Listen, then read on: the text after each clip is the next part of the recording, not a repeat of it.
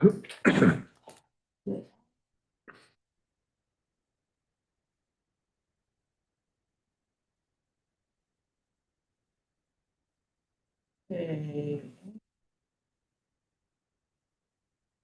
You are set. Okay, welcome everyone to the October 21st, 2025 work session of the Planning Commission. I'd like to call the roll. Commissioner Abbey, Here. Commissioner Dickinson, Present. Commissioner Gosselin, Commissioner Hogan. I'm the chair, Mark Sakamoto. Also in attendance as a city planner, Catherine Gunther, and city recorder, Kimmy Jackson. So on the agenda, which I just pulled out just a second ago, for the work session, I think the two things, that doesn't come up. Okay, let's try this again. I think it's coming up. I'm looking.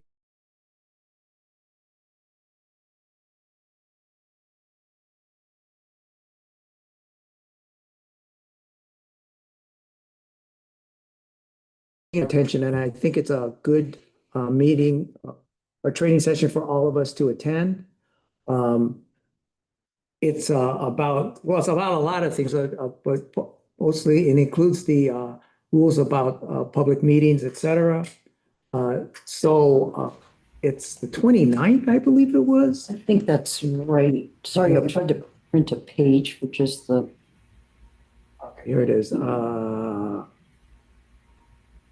So the public meetings law, the history of Oregon's home rule, and land use 101. So it sounds like things that we would be interested in. The cost is $35. It's a Zoom. It runs from 8:30 a.m. to 12:30 p.m. So it's a fairly long day, but to be on Zoom. But I think it would be something that would be worthwhile for all of us to attend. So on the agenda is a link to the registration form. So And if you submit your receipt, the city will reimburse for your training. that's nice. That's nice. That's nice to know. Didn't we already have training in all these things? We've had Ray Radomski come and talk to us a couple times. Yeah, That's always. but it would be, I mean, I don't remember all of it. And Craig, there are, Yeah. I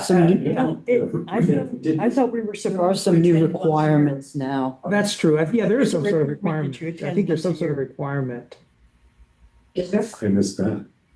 Yeah, Well, that was in Bobby's deal. yeah, I saying think that- there is some sort of legal saying that requirement. It's a new, Or what? You all. So Kimmy, Don't get your hopes up, Craig. would we have new members that we're gonna select in time for that? No. No. We're not. No, but chances are those types of trainings will be available after the fact. Okay. We could still probably pay for it and then get the video so that you could go through that same type of training. Yeah. Yeah, a lot of times they offer that after. And since we are a state required Mhm. mission, we need to do we have to follow the law about that. I don't know, I don't think they're gonna take you away in handcuffs if you don't do it, but I think it certainly would be a compliance issue for the city. Something they would have to explain. So, certainly if you can't, you can't, but if at all possible, it'd be a good thing to attend. And yeah, some of it will probably be repetitious, but I don't know about you, but I don't remember all of it. So it wouldn't hurt to attend again. Let's see, what else? Any questions about that from anybody? Okay. I guess they also have an in-person one too that you can attend. That's already happened. Well, there was another one in Coos Bay, I thought both. not Coos Bay, Depot Bay. October 30th in Depot Bay. Yeah. I'm looking at, yeah. You're right, there was an in-person on the 10th, a Zoom on the 29th. In-person one. So if you feel like a trip to Depot Bay, but that link will take you to the registration page. And I think it's the same $35 no matter how you do it. So the other thing we should be talking about is the city council and the mayor is requiring that each commission set goals for the coming year, 2026. And so I want to take this opportunity to get everybody's input on what they think our goals should be for the next year. You know, one of the goals that I put out there, which I think is pretty obvious, is that we will be working with Cascadia Partners on coming up with the updates to the municipal code. I don't know how far along we are going to get with that, whether we will finish by the end of the year, maybe, but I have a feeling we may not be able to finish because it takes so long. We may not be able to finish all of it, but I think it should be a goal that we would at least be working with them and get at least a draft of most of the sections done by the end of the year. There are provisional schedule, has it done? Yes, there is. I think it goes out 18 months from, I forget what month, I think it was March or April or something. Something predictable. You know, maybe, Yeah. you know, but we should be pretty well along. Yeah. So these things always seem to take longer than we think they're going to. But I think that should be a good goal to shoot for. But I'm looking to all of you to come up with some things too. I don't think we have to have too many of them, and I certainly don't want to put out something just to, put out something or something that we don't think we can accomplish. And that's the goal of the goal, right? We want to list something that we think we can get done. Well, that's my approach to goals. Yeah, I don't, Yeah, it's not a negative. something to, strive for, something that's achievable. But, I mean, there's no penalties if we don't make the goals, but, it's useful for us for planning too. Because we have that and we can all look to that and say, or at intervals throughout the year, how are we doing? And it goes in the mayor's list of, this is what the commissions are doing, this is what they did. Yeah, well, it's a good management tool because that gives, it works both ways. It gives the council view into what the commission is doing. Yeah. But it also gives us a set of priorities. Because I know like the public works people, they're actually setting priorities based on their goals. If you have a series of projects, you're trying to say, well, which one do we work on? I go, well, this one advances the goal number, whatever we set, and this one doesn't, so maybe we pick this one instead. And, not that we're gonna have that many goals, but I think there may be times when we may need to set priorities about which one do we look at. And if we need to, then that's a good way to help set priorities, so to manage those things. But, Are any of the city council goals directly related to anything that we're doing? Michelle? I don't Catherine? know. So I looked, I tried to find the 2024 goals to include in your meeting materials today, and there was no nice, concise, like, here's what the planning commission said they were gonna do in 2024. Yeah. So when I searched for something like that on our big shared drive, I did find 2024 council goals for the planning commission, but they were so vague and nebulous. It's sort of like, meet housing needs. I mean, Yeah.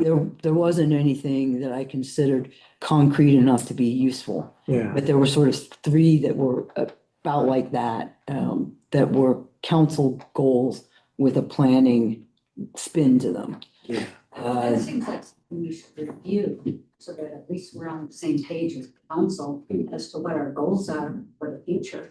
Right, but I think they're looking to us first to come up with something to give to them. And then they'll, Well, that's my and then we can, review what Yeah. we did last year. And we did put a list together last year, I remember. Yeah. Whatever happened to it. and I don't know. And the council goals seem like something we should review for our goals this year. I'll pull it up and email it to everyone right now. Okay, Can you think? I think they're due in next month, aren't they? Yeah, typically the planning commission would do them in January, so this is sort of a new twist and not a bad idea. It's just different. I think it's the November city council meeting that's. Yeah, that's what we're aiming So for. we have, theoretically, we have one more meeting. Great. But we should, yeah. That thing about, I don't know if this really belongs in the goals, but it pops to my head, the thing about taking a tour of the city. Mhm. Um, That would be a good. why don't you talk about that? Because I don't know if you, did you talk to everybody about this or that? Or- Mm-mm. Why don't you bring that up and talk about that for a second? Okay. I had an excellent opportunity to take a tour of the city and look at how things related to our city map and how we were doing things. And it was eye-opening. It was really something that it took it and made it very concrete for me to see what properties were available, what wasn't available, how the hillsides really worked, with the available property to look at what kind of housing we had in different areas and how it related to the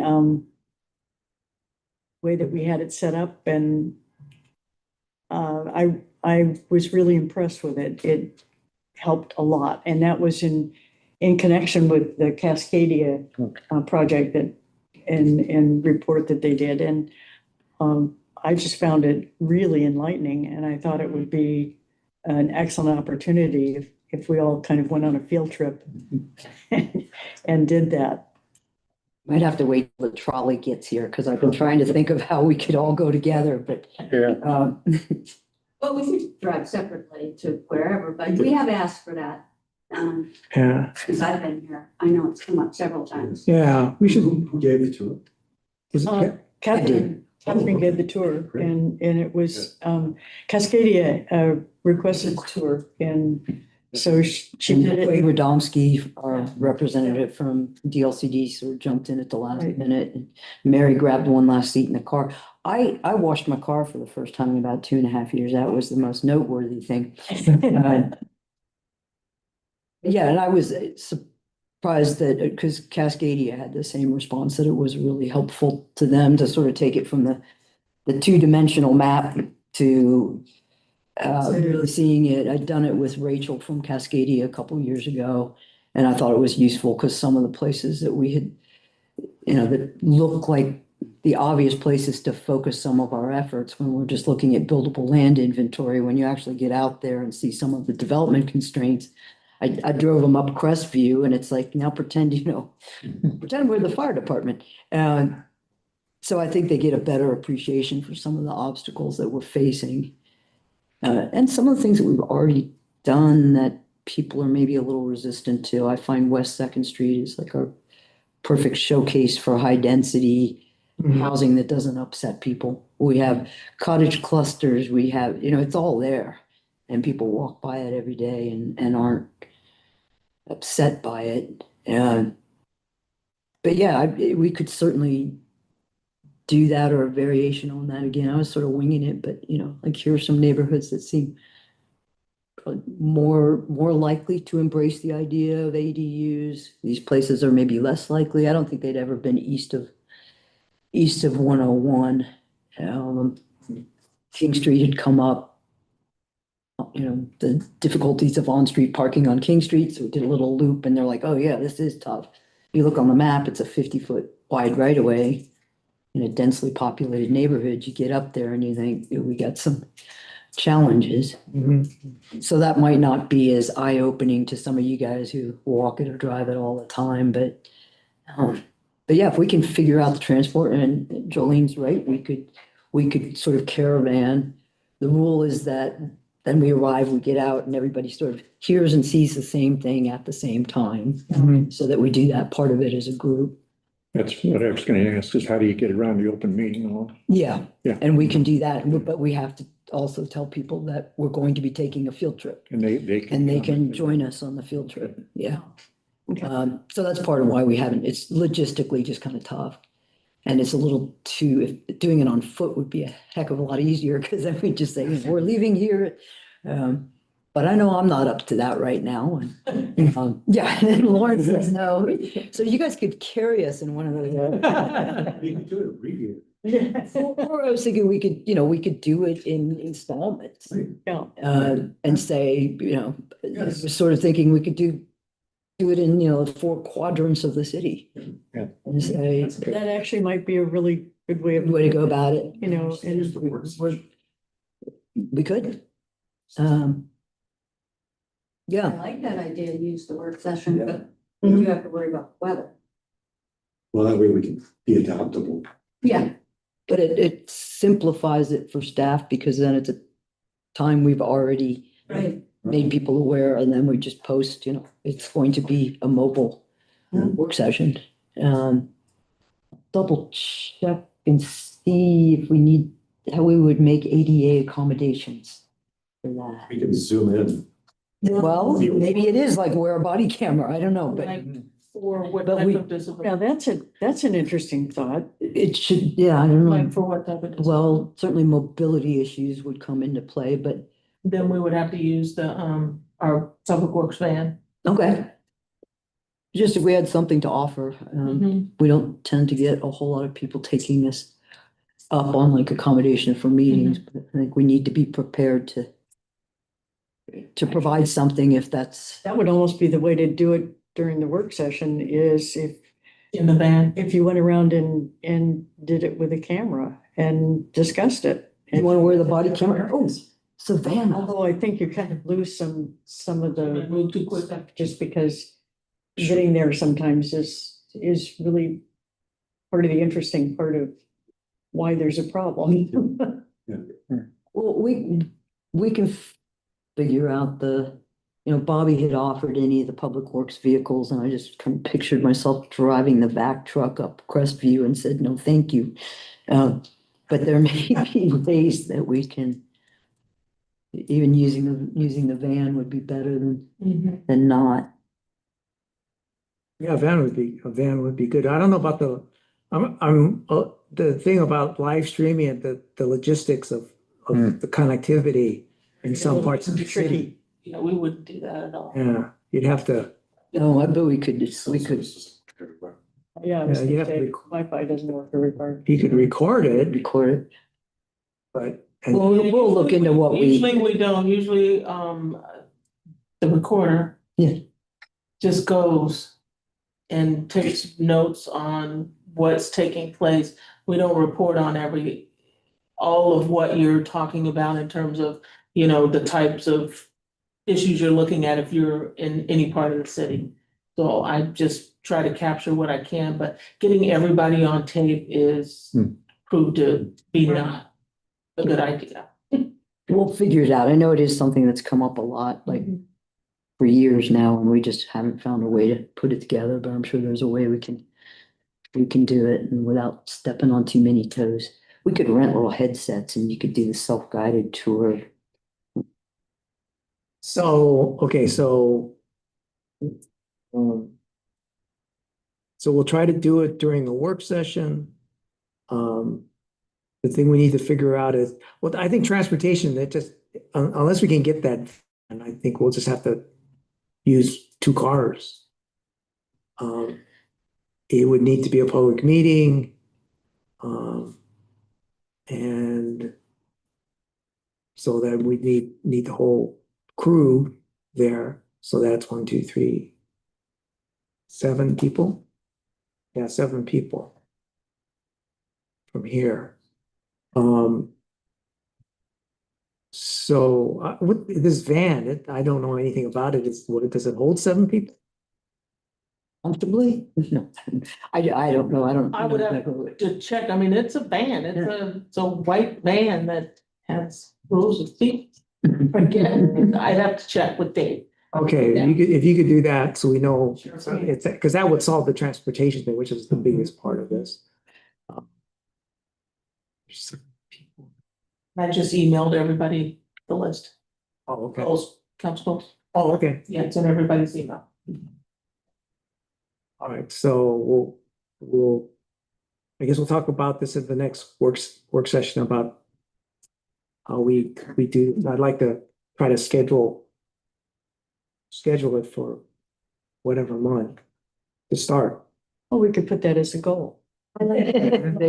There you go. Well, that's kind of why I brought it up, is that, if we can't do it this year, then yeah, it'd be an easy thing to put on for a goal for next year. Or a continuation for next year. Okay, so you said you sent that, Email your emails. okay, let's see here. It's not organized by commission, so we have to go through them, figure out which ones. Yeah, well, it's, Yeah, it's a whole document. Yeah. It's not just a. Yeah, so I'm looking at the housing Looking at it. supply, and I think that's what I'd come across Mhm. before that was, well, but I mean, there's ones like the very first one about water capacity needed for resiliency and housing expansion. I mean, that's not directly related to us, but that's something we obviously need to keep in mind. Traffic calming, code enforcement. well, traffic calming, one of the things that came to my attention just within the last year, our setback from the center line of the highway, I was assumed came from ODOT, and it's actually our made-up rule. Somewhat. And it's our made-up rule that we have a Oh. big setback from the center line of the highway, and one of the more effective ways of traffic calming is to give people the sense that you're coming into a small town like Yahats, that things are narrowing. But we right now have a 60-foot setback from the center line of the highway. And when I met with an ODOT person about a project here, and I said, well, if it wasn't for that 60-foot setback, and he kind of said, yeah, when are you guys gonna do away with that? What do you mean us, So there are some things in our code that work against traffic calming. Is that for structures or? Yes, for any structure. For structures and like crosswalk improvements? No, That, so it's just in our, so if you look in the standards for any of our zones, a 60-foot setback from the center line of the highway is sort of non-negotiable. And, then you look at our core downtown section, and that's not happening at all. Yeah, I was gonna say. yeah, But that has proven to be a really successful way to slow people down when they're coming into a congested area without any kind of obnoxious signage or flashing, The first thing is sort of bike lanes and sidewalks, right? That's the immediate. yeah. Buildings are behind that. Mhm. But at this point, so basically for most of town where the right of way for 101 is 80 feet wide, and that's most of town. That 60-foot setback ends up basically being the same as our 20-foot street setback. Yes. So that could be reduced. We allow it to be reduced in on commercial lots when they're not adjacent to the highway. And there are probably some other things in there. So traffic calming, I do think may have some implications for planning commission. So with that sense of basically parking in front of buildings. Or if you didn't have that, then the buildings would come closer to the highway and parking would have to be somewhere else. Correct. Yeah. For meeting off-street parking requirements, yes, you'd have to do something else with your parking lot. Some people would say they wouldn't mind that. There's been a lot of push over the years, both for commercial and residential, to not have that be what you see from the street is the garages and the parking lots. But you're right, that would, It tends to keep the cars near the highway as opposed to going around off the highway to town, wherever. But if you have on-street parking plus sidewalks and a green strip between the sidewalk and the street, does that act also as a traffic calming thing aside from the having? yeah, so So if we allowed parking as part of that 60 feet, put in parking, on-street parking and sidewalks along 101, would that have the same effect? Yeah, and there's some cool things. I'm trying to think where I just saw this, that different cities have done where they sort of take that, in our case, 80-foot wide right of way and play with different ways of using it, whether it's planting strips or bike lanes or sidewalks or parking. And so what you end up with is sort of like what we have now, a relatively narrow strip of pavement relative to the 80-foot right of way, but it serves that same purpose of giving people the sense that, you know, you're coming into a 25-mile-an-hour zone. Well, another way to do that would be to have speed limits and crosswalks. We have, Well, people, Which we do, we have that right now. I mean, and we've actually, for the first time, had some success Right. with ODOT with discussing some of those speed limits. Yeah. Um, Add more crosswalks.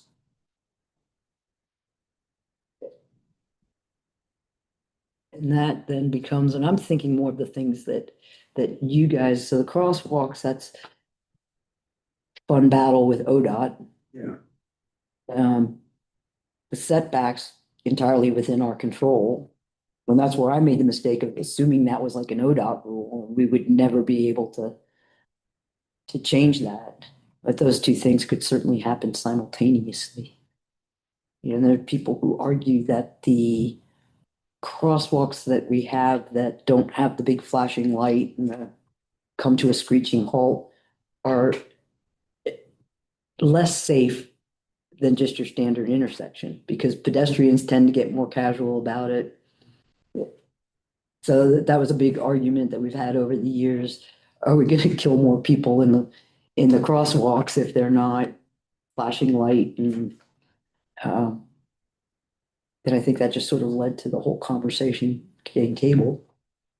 We've had some requests as we're seeing some focus kind of shifting north of, well, Commons becoming a more and more active community center. Some of the shops across the street, there's been quite a few requests for a well-marked crosswalk right there by the Commons.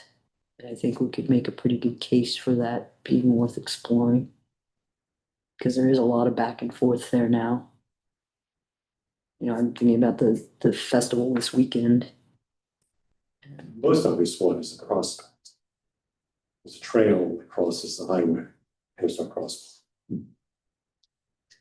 Well, we have some similar things further north where you're into the higher speed limit. Where I've made the mistake of, so if you go this way and do the hike trail, you can still sprint across the highway. But if you've gone up and over the hill, then you have to sprint. It's much harder. well, okay, well, I don't think we're gonna settle that one right now. What else from the 2025 list?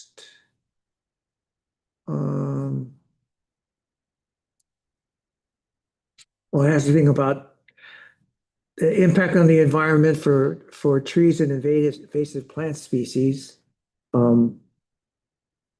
Which we're actually addressing, well, the invasive plant part of it. The tree thing, that brings us back to a tree in the ordinance, yeah, which I still don't know, is that a planning commission thing, or is that actually the Parks and Commons are changing to, was it Yahat's Open Spaces Commission? I think is what they're changing it to. Get that memo. Yeah, well, it's in discussion. That's one thing I was gonna talk about, from the commission children, but they're changing the scope, widening it up a little bit just for more than just Parks and Commons. So I don't know if that's gonna be a, open spaces thing or a planning commission.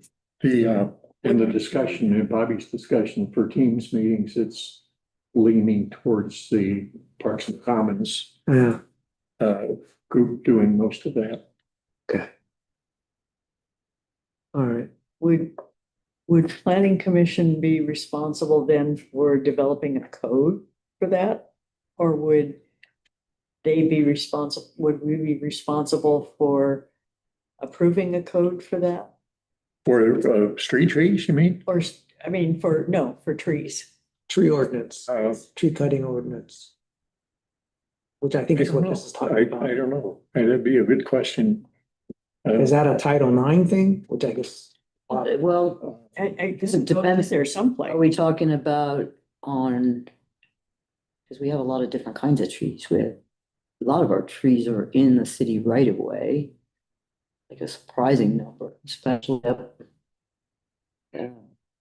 Up that way, And a surprising number have been chopped down by people that don't realize that yet. didn't say it was in the right, in the And city. really, the only thing in our code right now about tree cutting is in Title IX. And it's in the geological hazards section. We have a limit on the percentage of the canopy you can clear in a given year on steep slopes. Hmm. And I don't think it has anything about species. It does not. It's about the diameter of the trees. It's for, And that it's It's the erosion control, basically. But we don't have, so some of the talk about things like heritage trees. I think that might be more open space and commons, and ultimately it's gonna be a policy. I mean, if we had something that required you to have so much of the property after development to have green space or replanting trees or something like that, then that would clearly be a planning commission Title IX thing. Mhm. Oh, so here I can make my plug for a limit, a cap on impervious surfaces that we don't have. So that could be one way that this planning commission could attack it. I've been trying ever since somebody over here paved their entire lot when they built a new house. That's bothered me that we have no way of preventing that. So now the way in the R1 zone, we have a 30% coverage for structures. But there's no limit on what you can do with that other, What you can do with the other so, percent. right, so do you say 30% for structures plus an additional 15% for impervious surfaces? I'm just making up numbers. But that might sort of come at that same thing, Mark, of, We want to make it science-based. I would love You've got to to. have a model for the water flow in town, and it wouldn't be the same everywhere. No, So is there a model like that? Does anybody have like a plan for where the water? there is a storm drain master plan. Okay. But I cannot say I've read cover to cover. Right, But so, yeah, there has been, and you're right, it varies a lot. Partly because of the terrain, but also because of what we have in the ground. And some of our steeper slopes, those are our newer subdivisions, we do have more in terms of catch basins and other, we can kind of control the flow of the water. We yes. still have an issue when it gets to its destination. But yeah, I think that data is there if people wanted to take that on. We can certainly make sure that's available. I don't know, I think I'd want to keep it as, if we were gonna come up with something like that, I'd want to keep it as simple as possible. I'd hate to Yeah. get into a big thing about every property. They're gonna have to make a determination about how much they can really have as impervious. And then, obviously. But there might be some parts of town where it's a big issue and other parts where it's not. Yeah, but Or a bigger issue. it's a bigger issue, yeah. But, yeah, I don't wanna. I personally, I prefer not to make a whole bunch of. Like have them map and say, okay, in this zone, you can have this much, in this zone, you can have that much. I think I'd rather just. It's more than just stormwater, it's an environmental issue as Yeah. well. So if you look at it holistically, I think a number is more appropriate for the whole area than saying because your It's, stormwater goes into a stormwater drain it's an aesthetic thing too. aesthetically as well. It's- There's a lot of issues Yeah, I mean, that I would think that we want to have Discourage as impervious, limited yeah. as possible. Yeah. yeah, So maybe not as scientific, Well, I would. but it's still, That makes sense. we have something between the no limit now Yes. And some ones, and, you know, even if it's not ideal, a sort of one size fits all. And someone that says you have to, if you have this much space, you have to have 3 trees that look like this and 4 that look like that. I mean, Craig brings up a good point, is that I think we do need to have a discussion with the public works people about the impact, if any, to them, to their planning, if we put that in place. Do they have assumptions about impervious surfaces that, you know, we don't know about, that kind of stuff? So it would certainly be worthwhile to have that conversation with them. But yeah, I think that would be a consideration, I think not just the only consideration. So maybe we should, we could make that, I guess we could make that one of our goals. Clean it up, I think that's a good goal. Yeah. So we But it could, doesn't really make sense that you can have a concrete pad that doesn't add impervious surface area. But when you put a deck on that's pervious, it adds to your impervious surface area. Exactly, it doesn't make sense. It doesn't make any sense, so No. we should fix I think so. it. Yeah, like, That was a good way of summing it up. Yeah. Basically, we said, we're gonna count these structures like a deck, but we're not gonna factor in a driveway, a patio, a basketball court, it's rational. whatever else you wanna pave. There's You- your science. Yeah, it is, that's good, Mhm. yeah. It's rational. okay. All right, what else? It's crazy. Thank It's just, it Finance committee. I guess, I don't know. was an unthought through regulation. I would think it's just, Catherine, is it just that things have added on to codes and they have been. I think, well, so a bunch of years ago, we made some changes to the code around parking surfaces. We used to specifically say for your off-street parking, your required off-street parking, you had to pave it. And then the world sort of changed and we're like, do we really want to impose this? No, we would prefer that people use gravel or some permeable. So we tweaked all of that language. I think we used to just think concrete was king. We didn't think about the downsides of it. Right.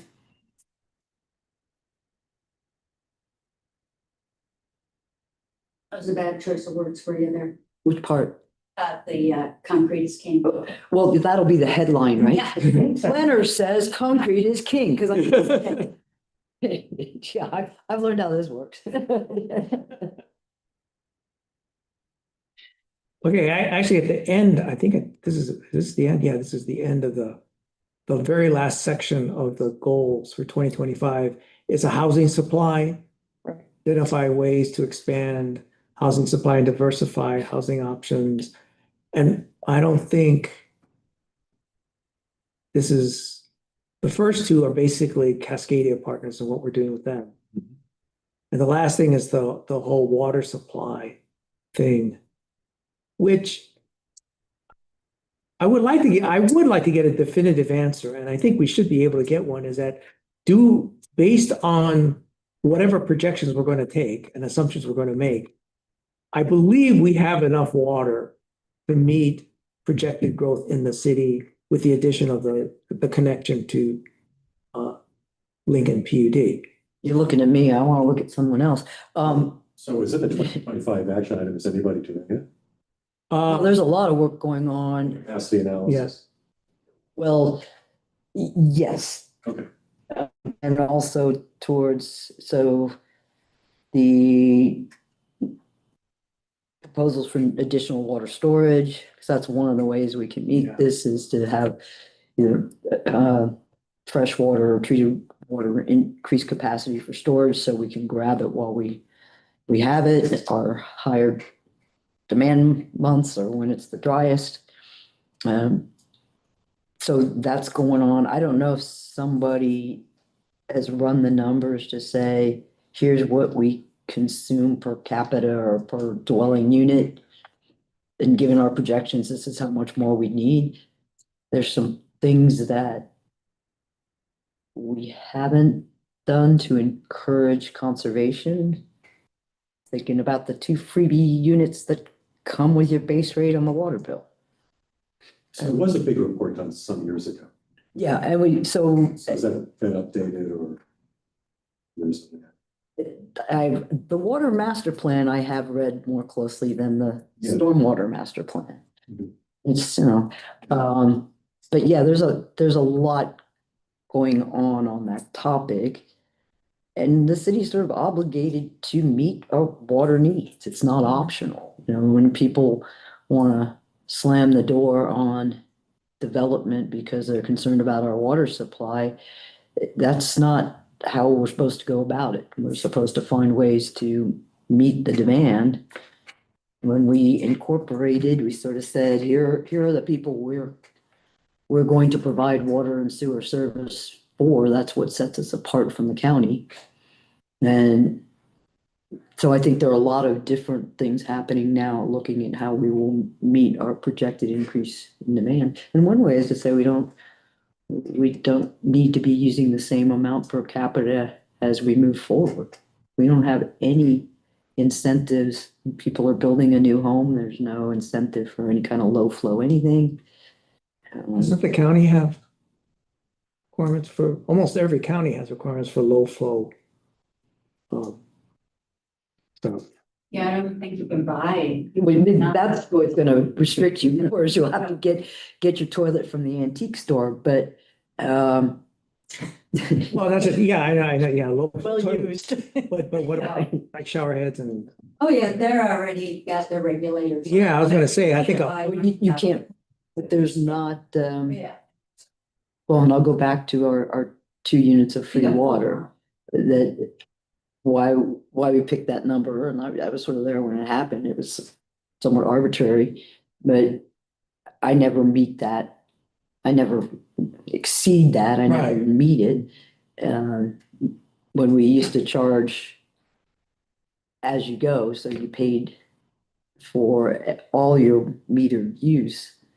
Now we're kind of saying, we'll just give out, what does that come to? Just under 1,500 gallons that you're already paying for whether you use it or not, which I think is sort of an interesting anti-conservation measure.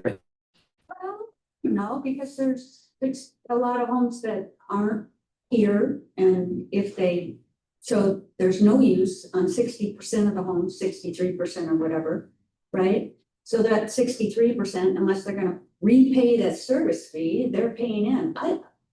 Well, so I'm not saying, so the base rate is a separate thing. And the reason the city adopted the base rate was for exactly the reasons you just stated, that 9 months out of the year, there was no revenue from selling water. And it made it impossible for them to borrow money for improvements to the water treatment plant because the lenders would say, you've got no consistent customer base. So the base rate was an attempt to say, okay, every meter is going to pay a minimum of this much. But then over time, we started throwing in these free units, which don't really encourage any. Well, that's 1 unit, right? It's 2 Oh, 4. that come with your base rate. Oh, I get 2 units. You get 2 units. Sometimes my 2 units. So it doesn't seem like an excessive amount to me. I'm one person. And I'm just, but we used to meter all of, so you paid the base rate and then the usage was metered after that. And I think it made people a little more aware of their usage. so why did Wait, they, where? so why did they go to the free units? What was the argument for that? I don't remember a convincing argument in that, but, because I understand, like, the base rate really was Yeah. a necessary, Makes sense. that the places, the infrastructure financing agency, there are places that lend money for municipalities to build things like wastewater and water treatment plants. And they said, you guys you're not earning a consistent amount, like you're a bad credit risk. And so with the base rate, the city could say we have 956 meters and everybody pays a minimum of this much, whether they turn a faucet on or not. And that changed the whole borrowing So picture. you could eliminate the free units, reduce the rate for the water. But Maybe a little well, I think that may have been the trade-off. Yeah, I think to make the base rate more politically acceptable. That could be. They just said, okay, we're gonna get charged for electricity, but You get You- one you unit. get free water. So that's especially for residents, full-time residents, that's a reasonable trade-off for the part-timers. I don't think it really makes much difference to them one way or the other, but for the full-time residents, having that trade-off politically made it a little more palatable, the changing the building But I structure. don't think we have anything to do with whether Yeah, I what the think- finance committee decides on a base rate. I think, We do. what I'm thinking we could just say to the question, because I get asked this question a lot about, well, do we have enough water for all these places we're gonna build? And my answer is, one thing that I heard at the last meeting that Jacqueline brought up is that, it's not like Cascadia Partners is figuring out a way to add thousands of people Right. more than we were planning on. We're basically adding a few more people, but it's not a huge increase in the original projected population of the city when they first platted it out. Right. Okay, that's one thing. Number two, I think it's reasonable to say that the city is seriously looking at the whole water supply problem. And right now, we don't see any serious supply problems right now. What happens in the future with climate change and We da. don't see any serious, why did we do the emergency hookup thing and set that? Well, that solved that. That's why it's not a problem. Solving now the it's. issue. That was, It solves the problem that they have. Yes, right. well, Well, yeah, historically, they have had a lot more storage per customer than we have, but that's shifting a little. Like the South County is seeing a little more, they're not as water rich as they were, say, 25 years ago. That connection has existed for emergency purposes for a while. But if you read our agreement with it, it's like it was kind of unclear what constitutes an emergency. Is an emergency that we're going into drought, the drought declaration earlier in the summer. I think it was really intended for urban wildfire. Like if we're running out of water when we're fighting a fire in town, can we flip that? I didn't know. Now, that was the incentive. And so then there wasn't as much concern about the cost of it, because obviously we're gonna pay whatever it is if the hydrants are running dry and work it out later. So kind of starting to tweak that arrangement to deal with other kinds of emergencies, like we can't water our lawns or so I think the city is taking reasonable steps to try to figure out what to do about water. So it's not like nobody's thinking about it, because I think, and that's the impression I'm getting from talking to some people in the community, is that they're thinking, well, why aren't you guys looking at the water problem? And to which I think the answer is, we are, or somebody is. And in the future, there'll be better answers than what we have now. But it's not like well, yeah, there are options. I mean, it's not like we don't have any options at all. There are options, whether it's, adding more conservation devices, retrofitting conservation devices into houses, upping the rates, we've got the connection now. There are Neither things- one of those actually create more water though. They might conserve water, but if you have a drought and you ain't got no water, conservation tool is not gonna create the water. Well, it's a question of It's percentages. an incentive. Both of those are, Yeah, I mean, if there is no water at all, you're right, but I think that the most likely scenario that I've heard is that there's gonna be less than what we're used to having, but none at all.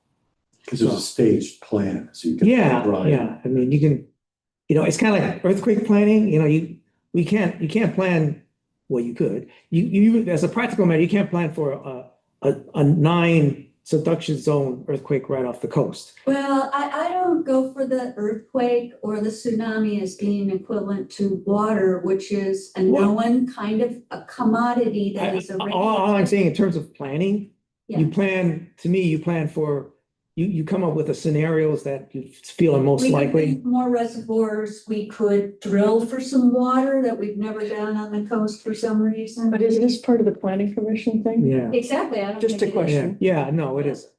So it's gonna keep coming up. Every Yeah. time we talk about housing, people are gonna talk about water.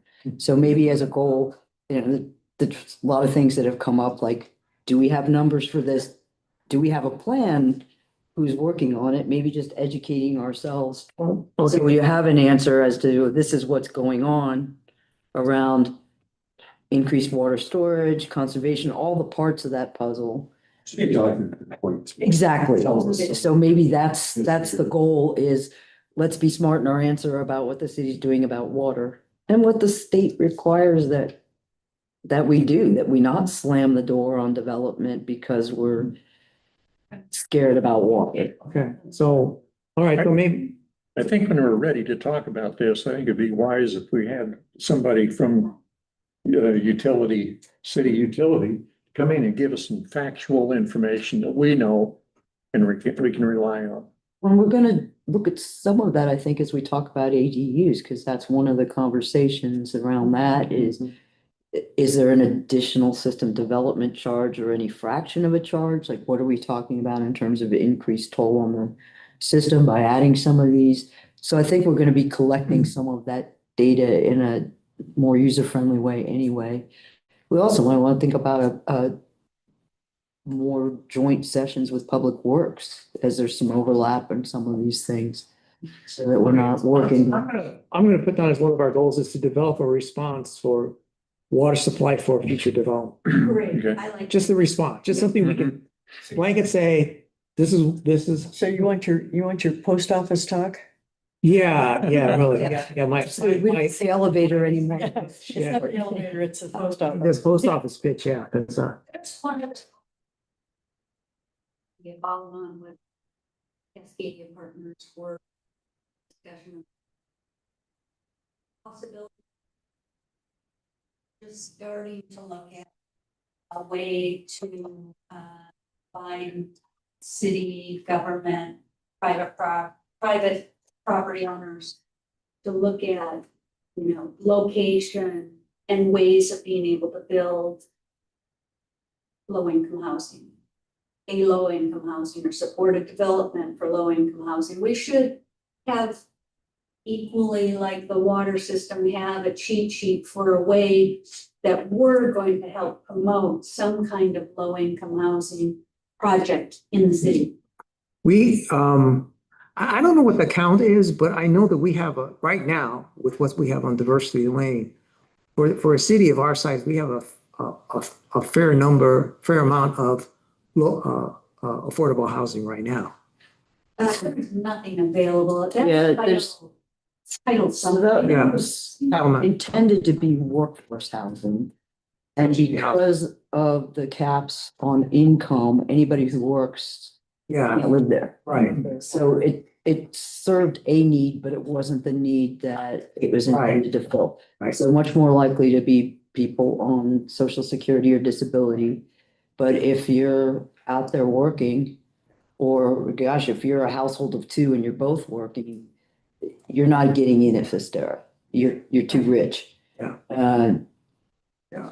So, yeah, like I said, it still met a need, but it wasn't the workforce housing. Yeah, and the workforce housing, the idea about putting the water tank Yes. down there, yeah, that was all of that was all built into that was the plan to develop some sort of workforce or more affordable housing.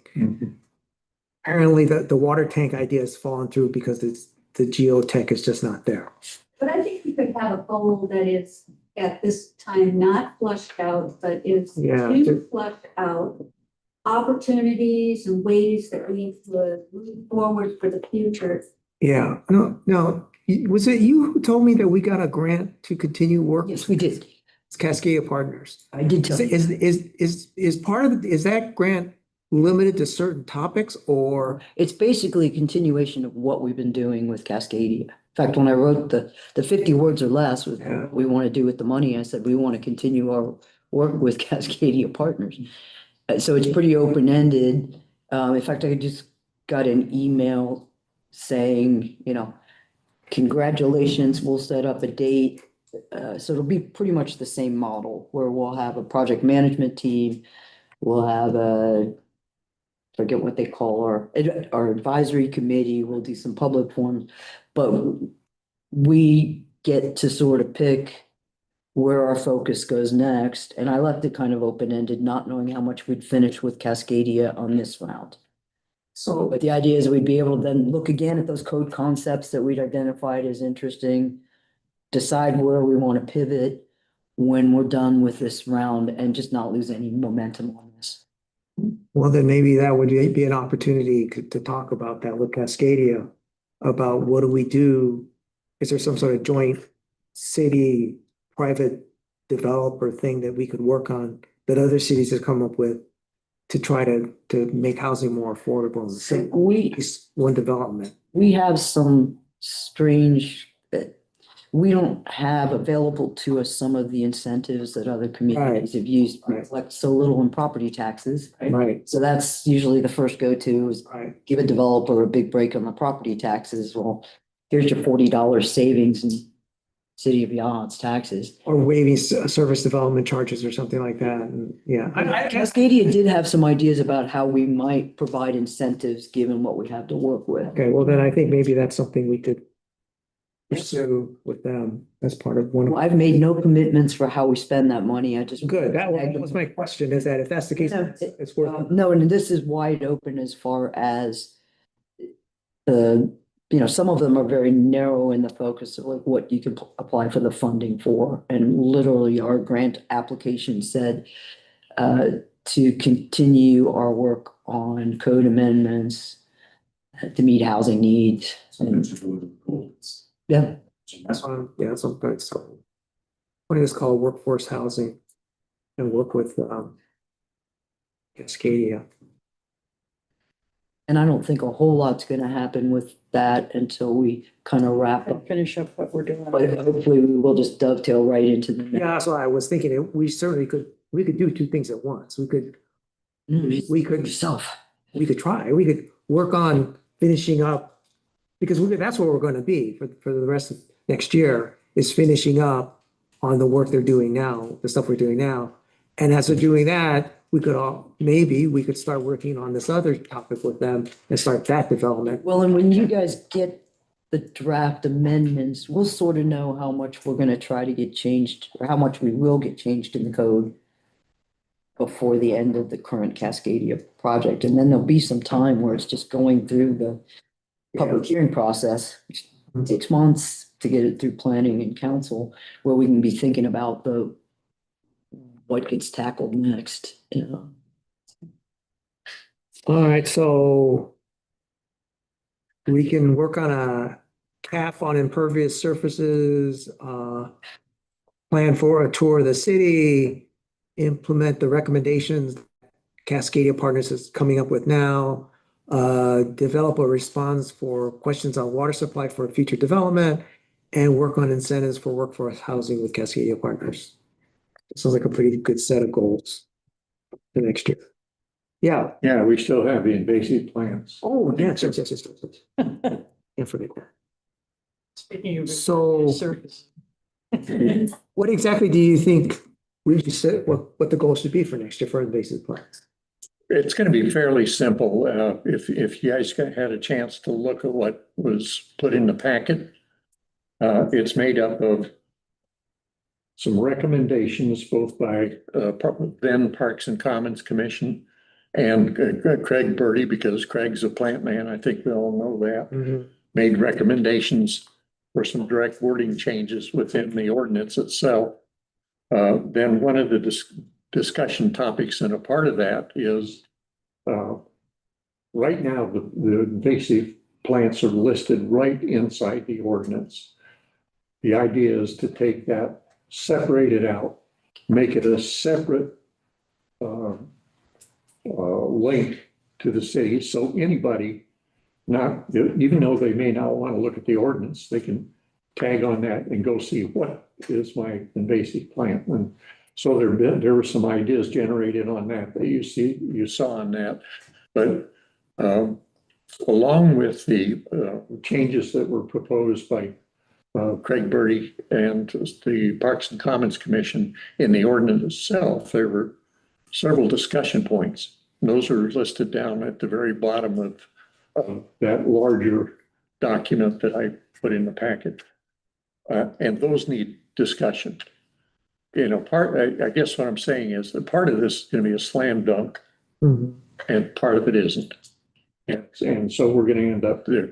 There's some actual policy ideas and decisions that we need to make too, that we need to actually discuss.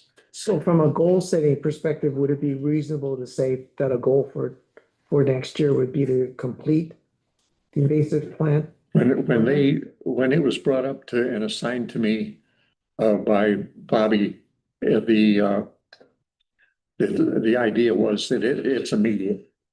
They want this done and as soon as possible. Okay, then, Of course, everybody knows, right? well, yeah, but I mean, again, this is a goal. This is a But goal. yes, yeah, the answer is yes, it should be a goal for completion Okay, of at least the working portions, maybe not the public discussion portion. Warren, was that seen solely as a planning commission task? I asked just because Title V is kind of a free. Yeah, it's been kind of an overlap. I've seen it in Bobby's teams meetings. I saw it in Parks and Commons. And we did discuss it a long time ago in the planning commission here. And one of the things that was said early in the planning commission is we need a liaison with Parks and Commons. At that point, Parks and Commons actually was thinking that they were going to write the ordinance. okay. And so they had actually done work on it. And so somewhere along the lines, it got separated that they say the ordinance should be written by the planning commission Okay, because of our expertise. and I guess that should definitely be on the goals. Okay, so then, okay, so then we'll complete the invasive plant, code. Yeah, at least to the point we want to present it to the public So would you say a draft then? draft. Okay, Can Cascadia Partners do that? It's outside of there. I don't think it's, I don't think it's because it's not directly land use related, it's not as fraught with potential mines as. and I don't think it shouldn't be that. It isn't going to be hard. It's just going to take a little discussion. Yeah, so. Okay, okay, we're out of time here, so, let's see, I have it at, 3 minutes after the hour. So why don't we take 5 minutes, that will be 8 minutes after the hour.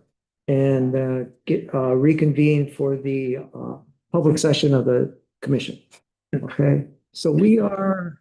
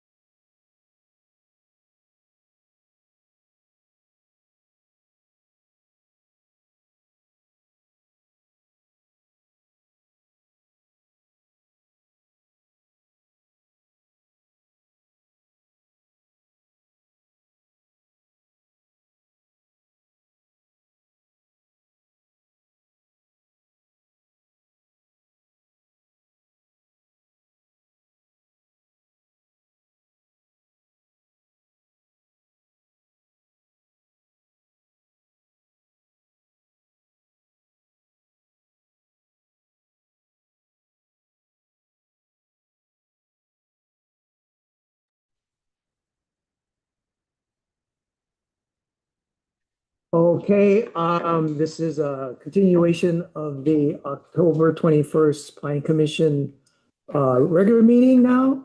The same individuals are in attendance, so I won't call the roll unless anybody really wants to. So moving on the agenda, the first item is the announcements and correspondence, and we've actually already discussed the upcoming League of Oregon Cities training opportunity. So we will move on to the next item on the agenda, which is citizen concerns.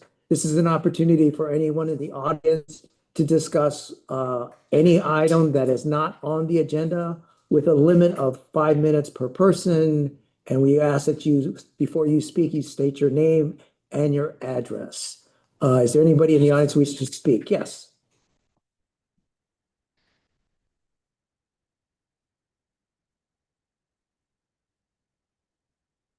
It's Don Phipps.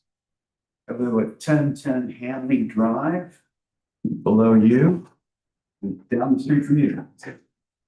Thank you for allowing me to voice my concerns. My partner Cheryl Roth and I moved to Yachats in 2020 to enjoy the peace and quiet afforded by this beautiful coastal hamlet.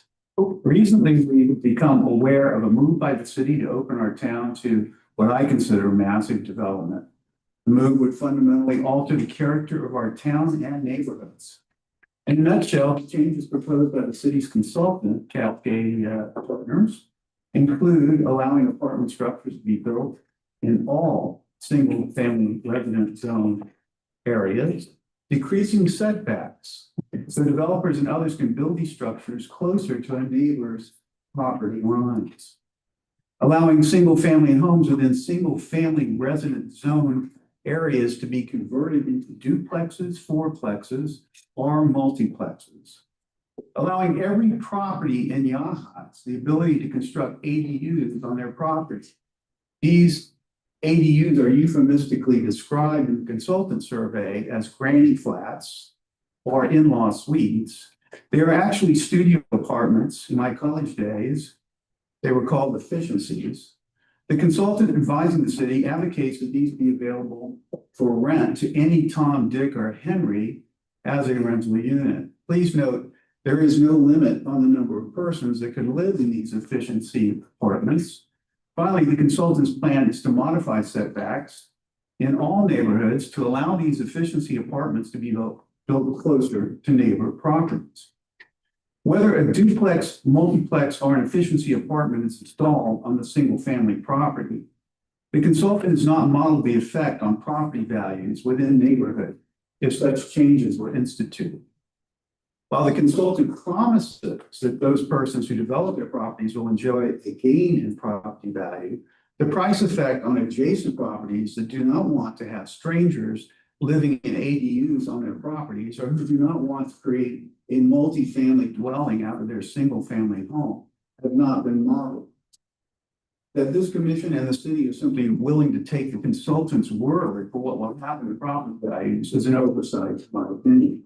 I was not surprised to see that much of the research that argues that property values will increase if ADUs are allowed is sponsored by developers.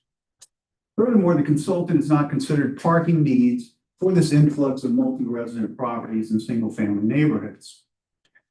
Where on the narrow streets of Yachats will persons park their vehicles, since the house itself will be an apartment building or have an added ADU standalone efficiency apartment? Its premises, probably in its driveway or its garage or wherever. Disturbingly, the city is trying to frame this under the narrative that this will provide workforce housing. The recent fourplex at the corner of 9th and 101 Highway was built and 4 apartments created with a rent of $2,800 each. According to statistics, there are 264 persons who work in Yachats, the vast majority working in low-pay service jobs in hotels and restaurants. No survey has been conducted on these persons to determine if they want to move their households to Yachats and what price they would be willing to pay to rent an apartment. Nor has any survey been done to determine the size of the worker's household and their requirements. It is likely very few, if any, can afford $2,800 a month. So I'm skeptical that developers who are looking to buy up vacant properties within our neighborhoods will rent these apartments to workers. Instead, these will be marketed as long-term rentals or second homes to persons on the I-5 corridor and beyond. Anyone that has followed Lincoln County's battle against short-term rentals knows what that would lead to: overcrowding, unregulated noise, overuse of bathrooms within those facilities and within the rental unit, and parking issues. The city seems to be falsely arguing that these changes are mandated by state law, or at least that is what I've read. However, the consultant told me that these changes are voluntary, and my research has determined state law only applies to cities with populations of 10,000 or more. Our city has a population of 1,000. So this is a false narrative. One last thing, the consultant said the survey sponsored by the city will be used to justify these changes. This survey is open to anyone and not restricted to those who own property in our town, which would be the effective constituency of any zoning changes in single-family neighborhoods. For example, this demographic question comes up near the end of the survey. Which of the following best describes your relationship to Yachats? I live and work in Yachats. I work in Yachats. I live in a different area. I live in Yachats. I work in a different area. I live in Yachats and I'm retired. I live in Yachats for part of the year. I am retired and own a second home in Yachats. I want to live in Yachats but cannot find affordable housing. I don't live or work in Yachats, but I enjoy visiting, or none of the above. So these are the people you're surveying. This is the population, and it's quite broad, in my opinion, and it's not reflective of the people that live here. So any Tom, Dick, or Henry can fill it out from anywhere in the country or around the globe. There's no restriction on who can fill this survey out, right? So the survey data that you're going to be reviewing from Cascadia Partners could be anybody around the globe, someone in Mumbai, for example, or Paris, could potentially share their opinion with you, and it could have the same weight as a person residing in Yachats when the results are compiled. As someone who has a 32-year career in marketing research, I believe such a study should have restricted the population survey to those persons who reside within the city limits. This is not being done. Even worse, anyone can go out on this survey and fill it out multiple times. There is no control on this. Don't believe me? Try it yourself. Finally, it is my belief that any ruling by this commission or the city council to broaden zoning in single-family neighborhoods could be challenged by a ballot initiative. It should be noted here that voters have the right to initiate petitions to repeal local ordinances, including zoning law. This means that if a city council enacts zoning changes, citizens can gather signatures to place a measure on the ballot to repeal those changes. Please note that voting on ballot initiatives is generally restricted to registered voters who reside in the jurisdiction where the initiative is being proposed. This means generally that individuals must have a physical address within the city to be eligible to vote on local ballot measures. They don't have to have a physical address to complete the survey, but they do have to vote on the ballot. Let me repeat this: voting on ballot initiatives is generally restricted to registered voters who reside in the jurisdiction where the initiative is being postponed. This is the group that should be surveyed. It is a shame that the city would permit a consultant to survey persons who do not reside in the jurisdiction of Yachats and permit these non-residents to offer their opinion on zoning changes that affect city residents. It is even more shameful that this consultant will say that the commission and city council should approve its recommendations based on such a survey. I will work diligently to see that this does not stand, and instead the residents will determine changes that directly affect the quality of life in their neighborhoods and the value of the property that they invested in. Please remember Agate Point, and thank you for permitting me to give the statement. Thank you, Mr. Thank you. Anybody else in the audience wishes to make a statement? Not online? Not online? Okay, then let's move on to the next item on the agenda, which is the public hearing for the conditional use permit for Shepherd. Before we begin, I need to make a statement, if I can get it open on my computer. There we go. Okay. The public hearing for a conditional use application number 3-CU-PC-25, Barbara and Anthony Shepherd applicant in the C1 district is now open. My name is Mark Sakamoto and I am Chair of the Planning Commission. Our commission is typically responsible for two different types of land use actions, those which are quasi-judicial and those which are legislative. Today's conditional use action is considered quasi-judicial as it affects a specific parcel of land. The application is evaluated based on specific standards that exist in the Yachats Municipal Code, and the Planning Commission is the final decision-making authority. As is the case with any quasi-judicial action brought before the Planning Commission, the burden of proof rests with the applicant to demonstrate that the proposed use will be in conformance with the city's adopted adopted comprehensive plan and meet all applicable standards of the Yachats Municipal Code. The Planning Commission will hear from its planning staff regarding the application, from the applicant, and from anyone who wishes to testify before the commission on this matter. The applicable review criteria for this application are found in the Yachats Municipal Code, specifically Chapter 9.28, C1 Residential Zone, Chapter 9.48, Off-Street Parking and Loading, and Chapter 9.72, Conditional Uses. Upon completion of the public testimony, the commission will close the hearing, deliberate among its members, and ultimately make a decision whether to approve with conditions, or deny the application. The applicant or any affected party may appeal the Planning Commission's decision as provided for in the Yachats Municipal Code. Does anyone here today wish to object to the jurisdiction of the Planning Commission to hear this matter? Does any commissioner wish to make any disclosure or abstain from participating or voting on this application because A, of possible financial gain resulting from the action, B, your own property within the area entitled to receive notice of this hearing, C, you have a direct private interest in the proposal, or D, you have determined that you cannot be impartial? Okay, I'll take that as a no. Does any commissioner wish to declare any contact, written or oral or otherwise, prior to this hearing with the applicant or with any other party involved in this hearing, or any other source of information outside of staff regarding the subject of this hearing? If so, please state with whom you have had contact and what was said. The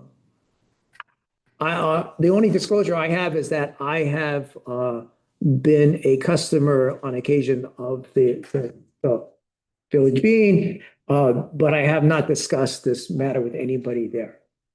And I've been a customer on occasion, have not discussed. We appreciate that. And my dog has to, he loves that. Okay, anybody else have anything? Okay. To the city planner, has the commission been given all written testimony that has been submitted to date? Recorder. No. We've received no written testimony. No written testimony. Okay. Does the commission feel they have had adequate time to review all written testimony? Yes. Yes. Okay. Will the city planner please present the staff report, including a summary of the application, its conformance with the city comprehensive plan, the Yachats Municipal Code, and any staff recommendations for the commission's consideration? First, I too have been a customer at the Village Bean. I just want to get that out there, even though I'm not required to say it. No. So the staff report, basically the proposal is for mixed use in a commercial zone. Our code currently does not allow for that as a permitted use outright. In this case, what's being proposed is the existing commercial establishment, which is 550 some square feet of the coffee shop. Adding to that a small cottage on site for the owner's own use. our code does not really give you much guidance when it comes to standards to apply to a conditional use permit. So despite my lengthy report here, there's not a whole lot of substance in there for you to consider. I did include all of the conditional use language because some of that is relatively new. Does not really apply in this case, but wanted to make sure everybody had seen any of the changes that were made under our recent Title IX code amendments. Our mixed use model sort of assumes commercial on the ground floor, residential up above. In this case, we're talking about two standalone structures, the existing commercial structure, and then as you can see in the site plan that was included in the application, a detached cottage on the rear, the west side of the property. So the cleanest way I could think of to sort of give you some place to start was to apply the R4 standards in this case just to the residents. And say, does this meet the standards we would apply if it were residential use only in the commercial zone? So in terms of meeting parking requirements, setbacks, all of that, we're not bumping up against any of those constraints. It's not even close. So that's about all I have to offer you as a starting place for any conversation. Unlike some other things in our conditional use category, like a bed and breakfast or a home occupation, where you have a checklist of standards that have to be met, this one's sort of out there like, it's okay if you say it's okay. So, like I say, considering what we would apply if it were residential only, certainly meets all of the standards without encroaching on any of the space that's currently dedicated to the coffee shop. We're not talking about a shortage of parking, any circulatory problems with traffic flow, any issues with lot coverage, setbacks, or any of that. So the two are compatible on that property as far as any standards that our code would offer. Otherwise, I guess it sort of comes to considerations of some of our goals in the comprehensive plan. Meeting housing needs, supporting economic growth and development, those kinds of things. Is it basically who we said we want to be, given any lack of guidance in the code? And with that, I'll turn it over to the chair. I'm here for questions. Actually, I have one question to start with, a clarification on parking. Currently, for the village being, it is a commercial property, but there's no parking requirement for that. Because it's not really, so if you wanted, and again, I thought about this, if we were to impose the strictest standards, you could consider it a retail space. It's really more like a mobile vending unit. Right? Pardon me, food truck. I know that sounds, we'll call you a mobile vending unit, in that people are being served at the drive-through. We don't have a parking requirement for a mobile vending unit. We have no plans to, to open a coffee house site in the future. And if that were to happen, if it were a come-in, sit-down restaurant kind of place, then we would have one standard that would fit that. If it was strictly retail space where people are coming in and circulating, we have a standard for that.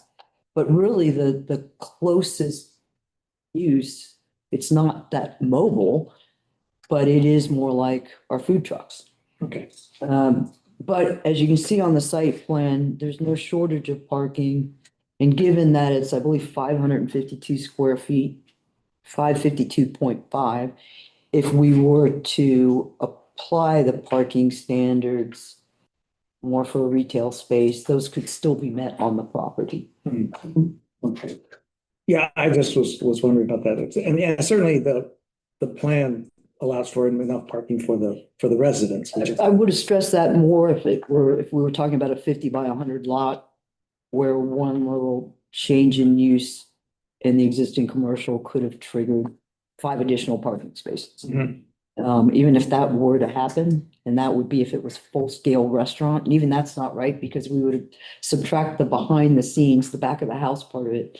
So if you were able to prepare food and drink in 100 square feet, we would exempt that from the requirement. All right, I just wanted a clarification on that. Anybody else have anything they wanted to? What about the impervious surface area?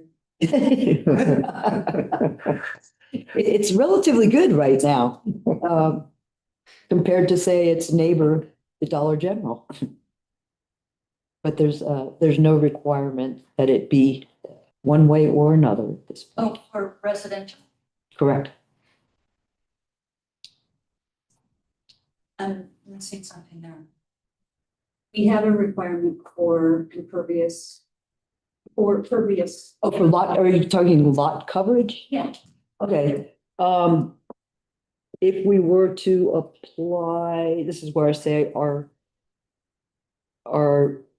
mixed use model really assumes this is going to be sitting on top of another structure. In other words, the commercial space would be down below and this would be up above, so we don't have a specific lot coverage for mixed use, but let me tell you what the proposed lot coverage is, or just the, we have, So residential use only in commercial areas, what would be 45% if it were in the commercial zone, residential use only in the C1 zone. So let me tell you what's being proposed.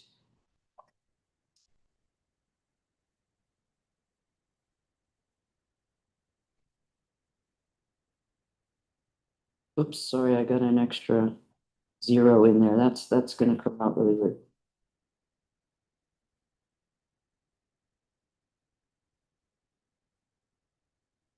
Uh, 6.5%. Lot coverage, 6.46 to be precise. Oh, because none of the impervious. So right now, our lot Counts, coverage, right. correct, it only applies. There you go. That's the reason that we got to Yes. fix that. So, and that's why I didn't stress that. It's not even really a standard, but if we were again to apply the R4 standard, that cap would be 45%. What's being proposed residential is 6.5%. So it would meet any of our residential, even our least dense residential standard, R1, which would allow you to cover 30% of the lot with the residential structure itself.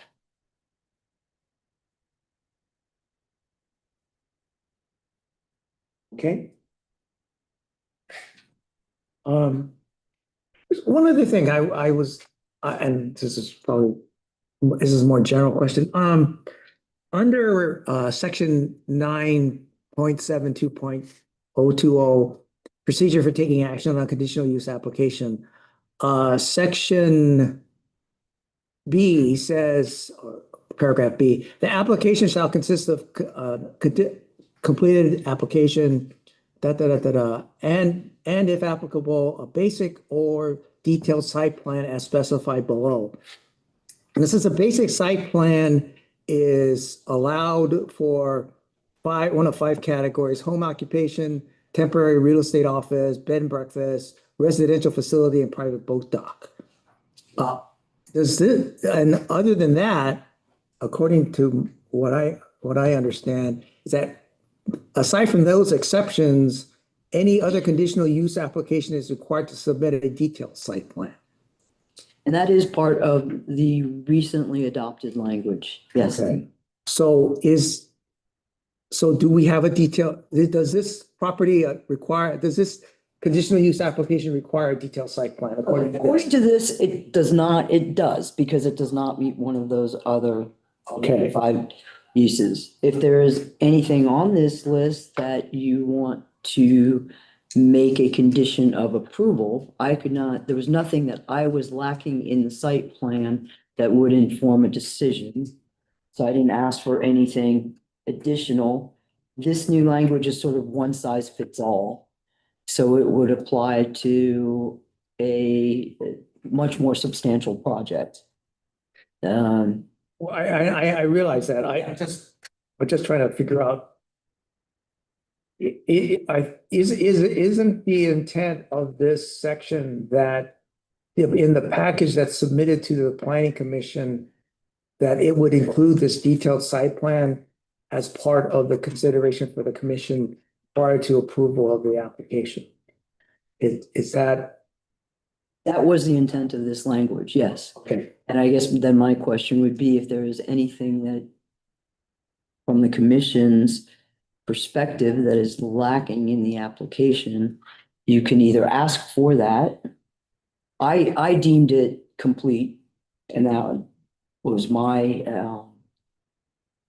judgment, because there was nothing that I felt was missing given the code that you have to apply to this, that would help to inform your decision. Well, yeah, but it seems like, I don't know, maybe this is just my perspective. It seems kind of, I don't know, backwards, isn't it? Wasn't the idea behind this whole thing was that the commission would be presented with the complete site plan so that we could look at that and to help us make the decision? I mean, it's kind of hard, especially for someone like me who doesn't understand a lot of this stuff, frankly, for me to form an idea of what I don't have. So just to put it into perspective, if this were a sizable project, somebody would be hired to present all of these things. So I did not ask the applicant to label and show all existing natural drainage patterns, for example, because there's nothing that we would do with that information, I know. right? And I struggled with that, and I am struggling with that, because I'm of two minds. I mean, on the one hand, I don't want to make this an onerous application process for shepherds. On the other hand, the commission came up with these rules, and it doesn't say they could be, that the requirement for a detailed site plan is discretionary. Well, so you cannot tell an applicant what they need to provide. If an applicant, in this case, I said, I deem this application complete. I didn't ask the applicant for anything additional. You can say, as a commission, we do not have the information that we need to make an informed decision on this, and then you can ask the applicant to provide that additional information, but it needs to be very specific. So, and if the applicant says, oh, sure, I'll give you all of that, then great. If the applicant says, I'm not going to provide you anything else, then the commission makes a decision based on the information that they have. You know, because as I say, some of these things, I don't know what you would do with them. I don't know who.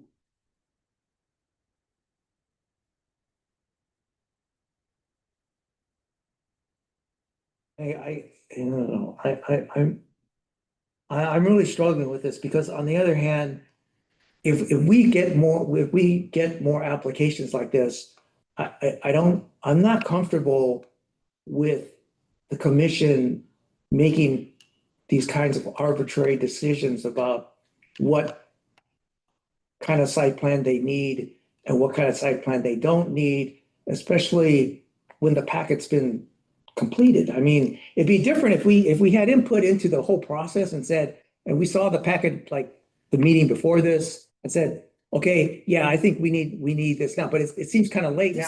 This is your opportunity to do exactly that I'm saying. If there are things that you feel are missing that would allow you to make a decision, you as a commission can request that information be provided.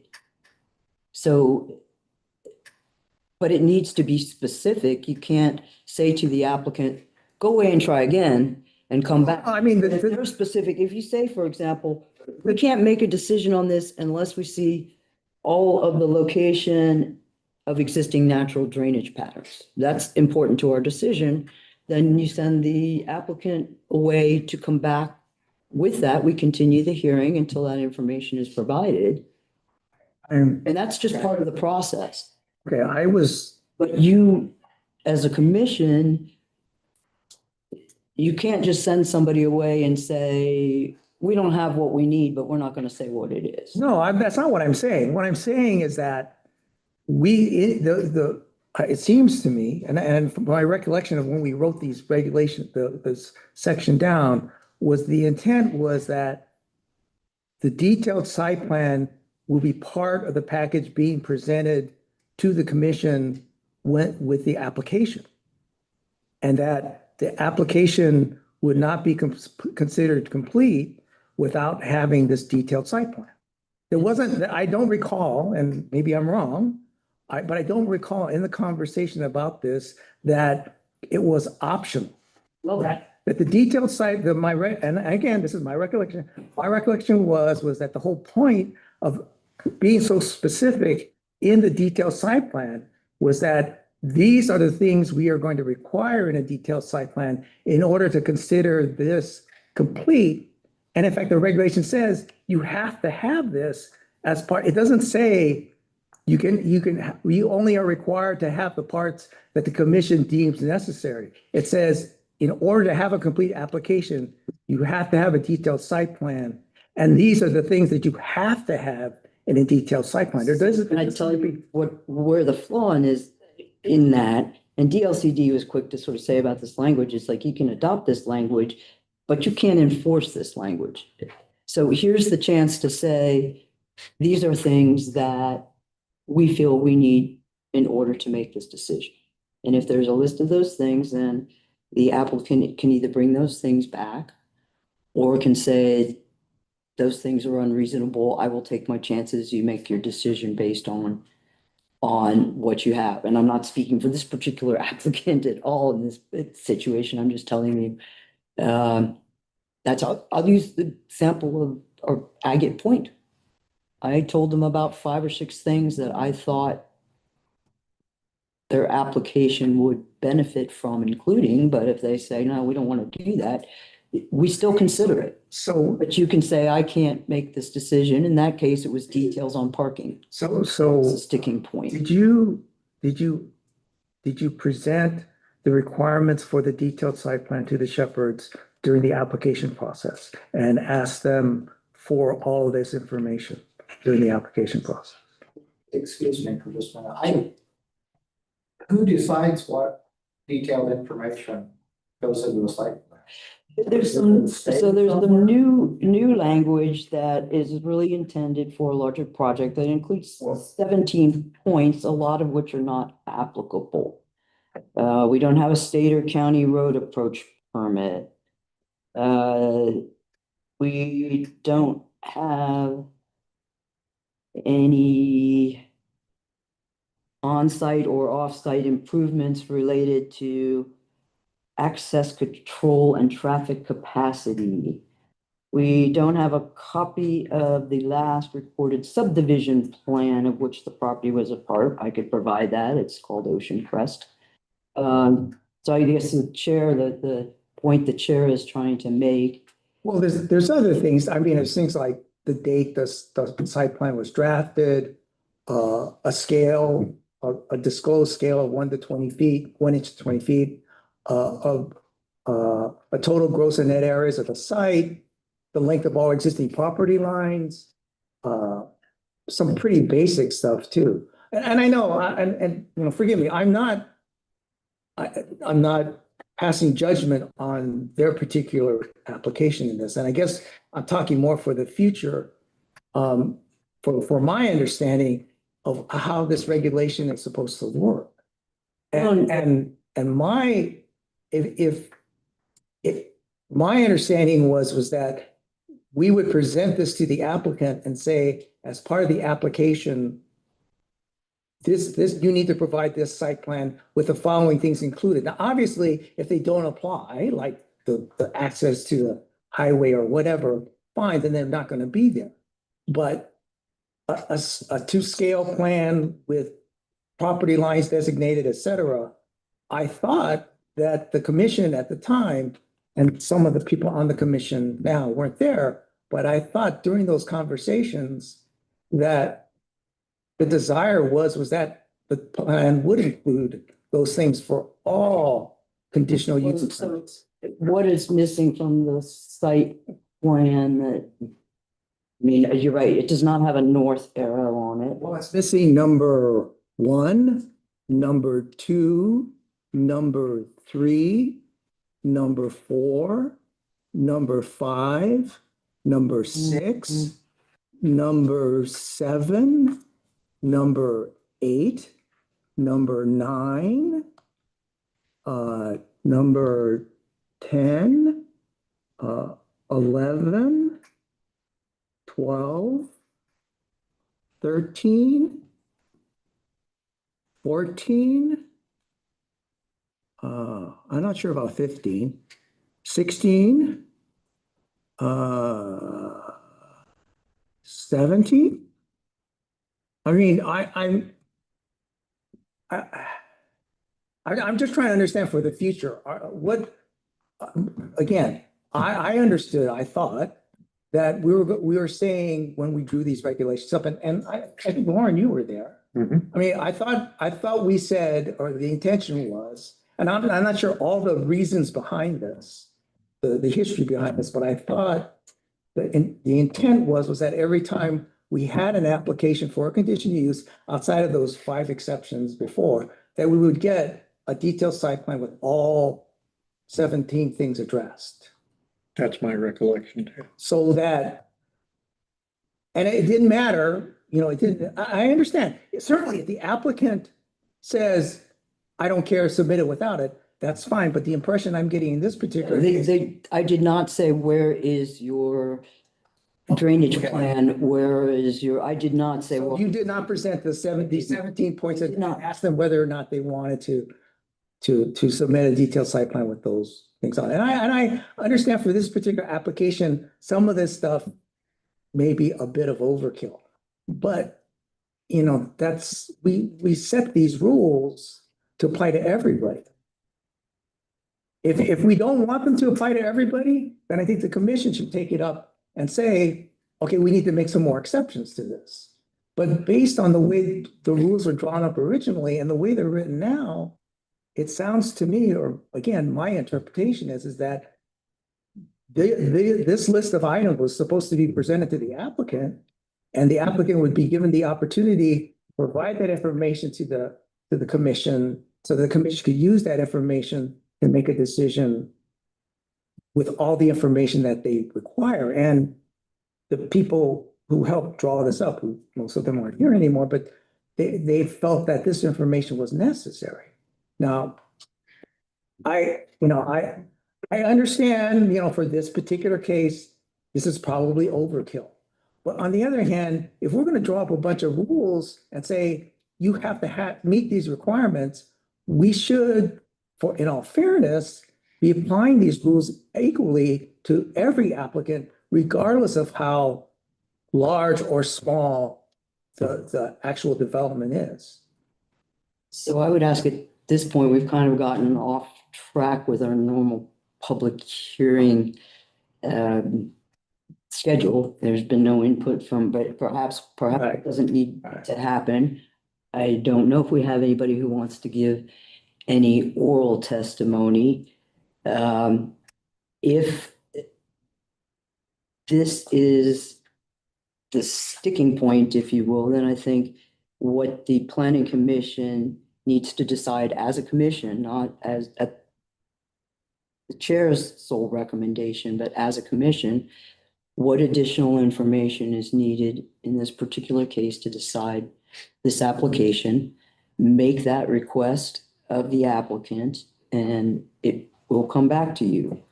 Or make providing that to staff a condition. If we've done that in the past, if having a detailed site plan on file is important versus having something on the site plan that will influence your decision. If you need to see it again to say, oh, yes, this is correct, then we should continue the public hearing and have that come back. If it's enough, it's some of these to say, provide this for staff's review, then make that a condition. I have to say though, I think if you're gonna ask for some of this stuff in this case, the drainage pattern and things like that, if this were another commercial structure on the property, we wouldn't even be here. It's solely because it's mixed use, because it's residential and commercial. So do I think it's overkill in this situation? Yes, I really do. That we're adding a 600 some square footprint. And have a 17-point checklist for things that you would need to decide that that's suitable. Okay, let's continue with the hearing. And then commissioners can decide whether or not they want to approve this application based on the information we've been given. And then maybe we need to have a separate meeting or a conversation about what exactly does this particular section of code mean. I would love to do that, and just so it doesn't seem like I'm sweeping anything under the rug, I think it would be really useful to have somebody on the state level to explain how this works. When here's what, in an ideal world, the city wants, here's what an application looks like, and how do we work to get what we need, and when is it enough to make an informed decision? I think that would be a great thing, and I don't want to make the shepherds be the guinea pigs in that. Okay, then why don't we continue? I think at this point, okay, we're to.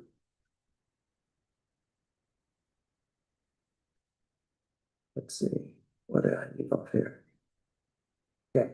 The public testimony portion of this public hearing is now open. I encourage anyone who wishes to speak either for or against or ask questions regarding the proposed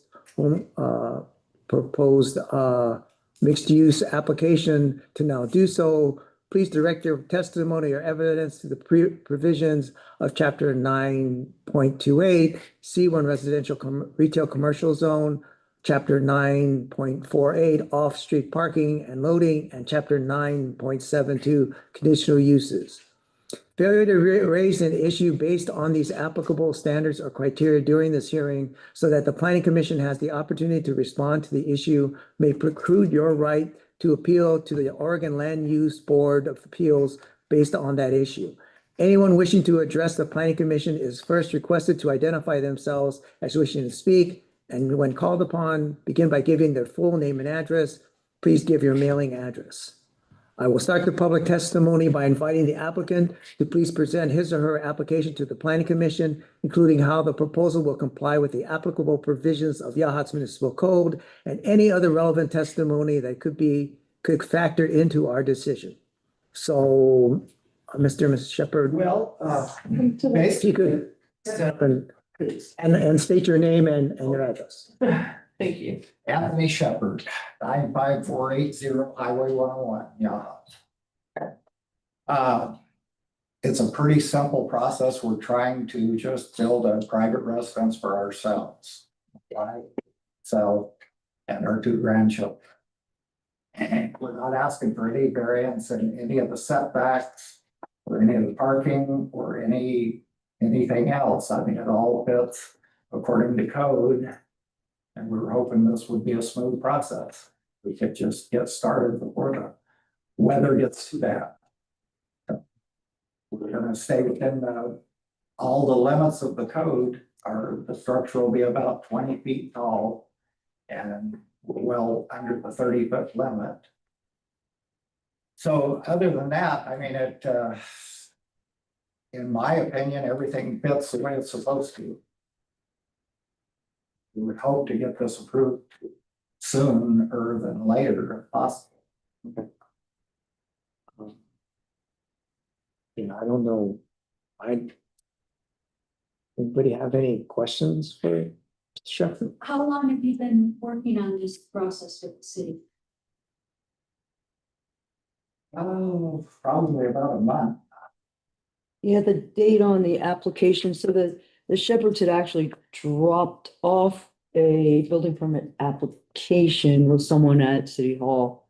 And then I looked at it a day or two later, and because our code does not allow for mixed use without the conditional use permit, then I contacted them to let them know that we had to jump through this additional hoop. I didn't realize, I looked at the code for commercial and it says anything outright, it's a residence, but because we already have business there, it changed it. So that was, I didn't realize that until Catherine explained it to me. But so the date on the conditional use application, we wrapped that up on September 29th.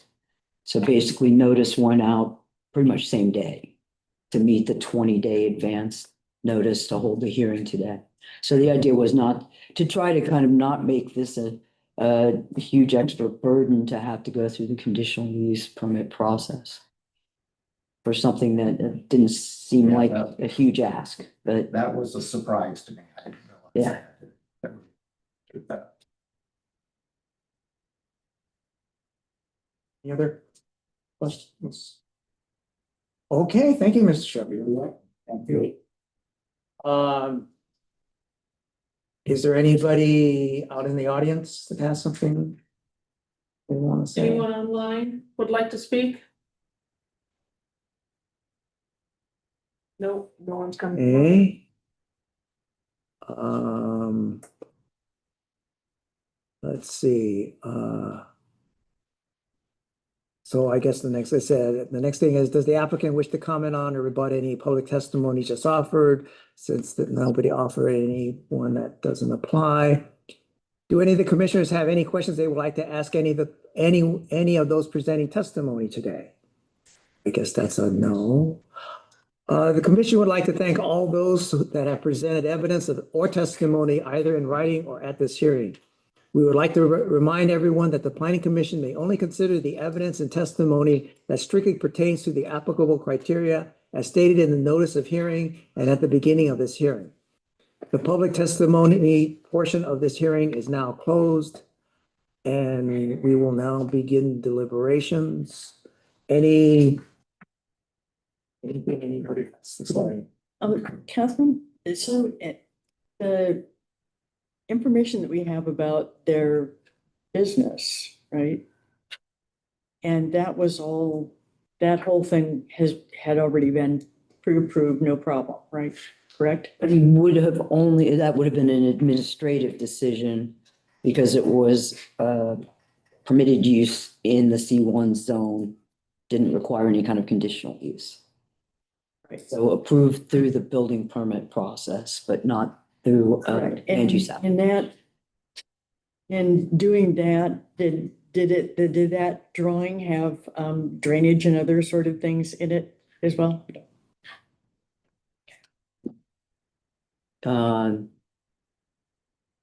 I don't know, you guys probably know, was there an ODOT approach permit as part of that?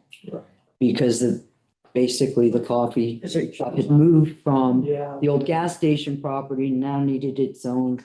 So that probably would have been the most involved. It was pretty involved. Yeah. And that is one of the things that this makes mention of, but we're not altering the Highway 101 access in any way. Not altering drainage in any way, not yet. Right, and all the stuff that had been done to that area because it had been a former gas station. Right?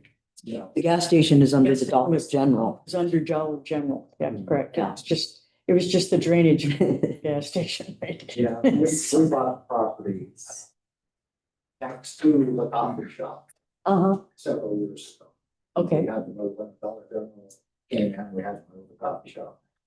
Oh, okay, I see. I got that. It was kind of in the corner of the Dollar General. That's Yeah. correct. Under the cover of darkness, just, no, they did it open and above board with full ODOT permission.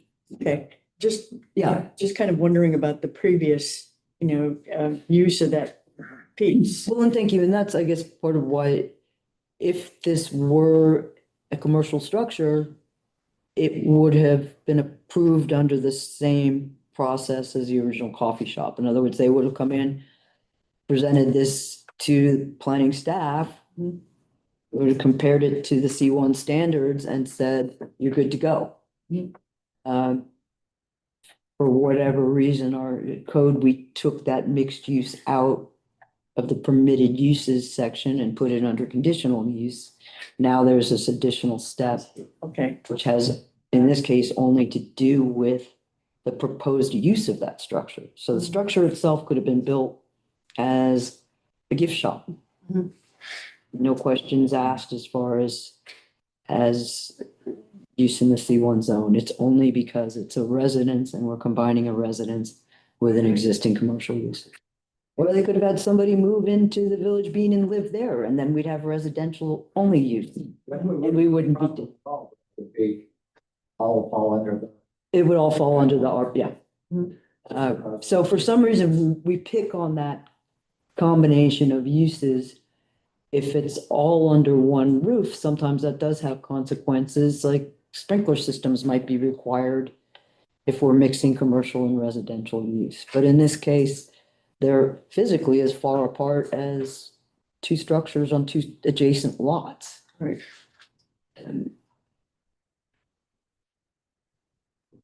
But if I catch you sleeping in the coffee shop, we'll have.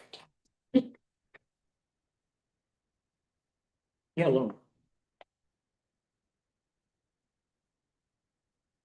I'm really conflicted about this. I am extremely disappointed that we got a simple site plan when the more detailed site plan is required. This is an perhaps more simple project than was intended to receive the requirement of the detailed site plan. Nonetheless, it was a requirement. I mean, there are things that are just basic stuff missing on this site plan. Dimensions, overall property dimensions, you name it, it's missing on. So again, I would echo what Mark said, is that this planning commission has to start receiving site plans that give us sufficient information to complete our diligence and decision. So that aside, let's look at this site plan per se. It's simple. It's fairly simple. I mean, it's easy to understand. The thing that makes it a little bit more difficult is it is mixed use. You have a storage unit in the back right next to the house, which, you know, if my recollection is it's already there. So you're mixing the commercial standards right in with the proposed location of the residence. So in some regards, this site plan is simple. In some regards, it isn't. I take exception to the requirement for the 5-foot side yard being met. 5-foot a side yard, if you look at the definition, it's an open space, open from the ground upward. On the south side of the proposed residence, you don't have a 5-foot side yard. You've got a storage unit. And then- Commercial. Hmm? Commercial to commercial lot. No, but when you're using residential, you still have a residential. You just said that was considered, you were considering the storage containers commercial, so we're on the same place with commercial and residential. I'm talking about the requirements for the residential unit now, not the commercial. Let's just take that. Excuse me for just a minute, but you just said there was a storage container Mhm, beside the residence. mhm. So that would be mixed use right there together. So what is a storage container? Is it mixed, is it residential or is it commercial? I don't know. Can I just, I can't answer that, but If it's commercial, I don't have. but I'm concerned at it, just bear with me here a minute. I'm concerned that there is no 5-foot side yard shown on this. In looking at it, I can see 3 solutions to that. So, and I think that would be up to you and Catherine, but the 5-foot side yard on the south side, it doesn't meet that requirement right now. You could move the storage unit further forward and it would meet it. You could reduce the size of the house 2 feet and maybe deepen it a little bit. I mean, there are 2 or 3 different things that you could probably do on it. So the reason I say that I was conflicted on this is that, you know, my temptation is that it's a simple enough project that we could probably review it based on this site plan. Do I wish it had more information on it? Yes. But I think that if you were to work with Catherine, this is my own kind of personal reflection about where we are in the approval process, that if you were to work with Catherine to solve the 5-foot side yard issue, however you want to do it, that if that was reflected in the final, if we decided to move ahead with this, reflected in the final site plan that was submitted for signature, and it met that requirement, we could probably review this. But again, I'm very disappointed that we continually do not get complete site plans. And just so you folks know, I'm a retired architect, 60 years in practice. well, and I would like to add, he's disappointed with me. He's You know, not you can disappointed see with you. where I'm coming from. I'm used to seeing and evaluating things based on all the information that you need. So that's where my feelings about the site plan is concerned. I do see the issue of the site plan that Mark was talking about as being a separate issue of the question, can we review this site plan? Yeah, Catherine. And I just want to address, first of all, I'm not joking. The disappointment is with staff, not with the applicant. So I just don't want anybody to go home feeling like they did anything wrong, because I'll own that. Okay, well, I think we can work through this, but I just don't want you to think it's anything to do with you. As far as the side yard goes, I would actually disagree, Lauren, on the placement of the shipping container. We don't consider that a structure. Mhm. And I'm actually looking, so in our R4 standards, and we say each side yard, so again, applying the R4 standards for residential use in the commercial zones, we don't have any other real guidance here for mixed use. Each side yard shall be a minimum of either 5 feet or 1 foot for each 3 feet of building height, whichever's greater. So it's where the 5 to 10 feet comes from. Corner side yards shall not be used for clotheslines, incinerators, permanent storage of trailers, boats, recreational vehicles, etc., nor shall said side yard be used for regular or constant parking of automobiles or other vehicles. So corner side yards, we make a distinction about storage.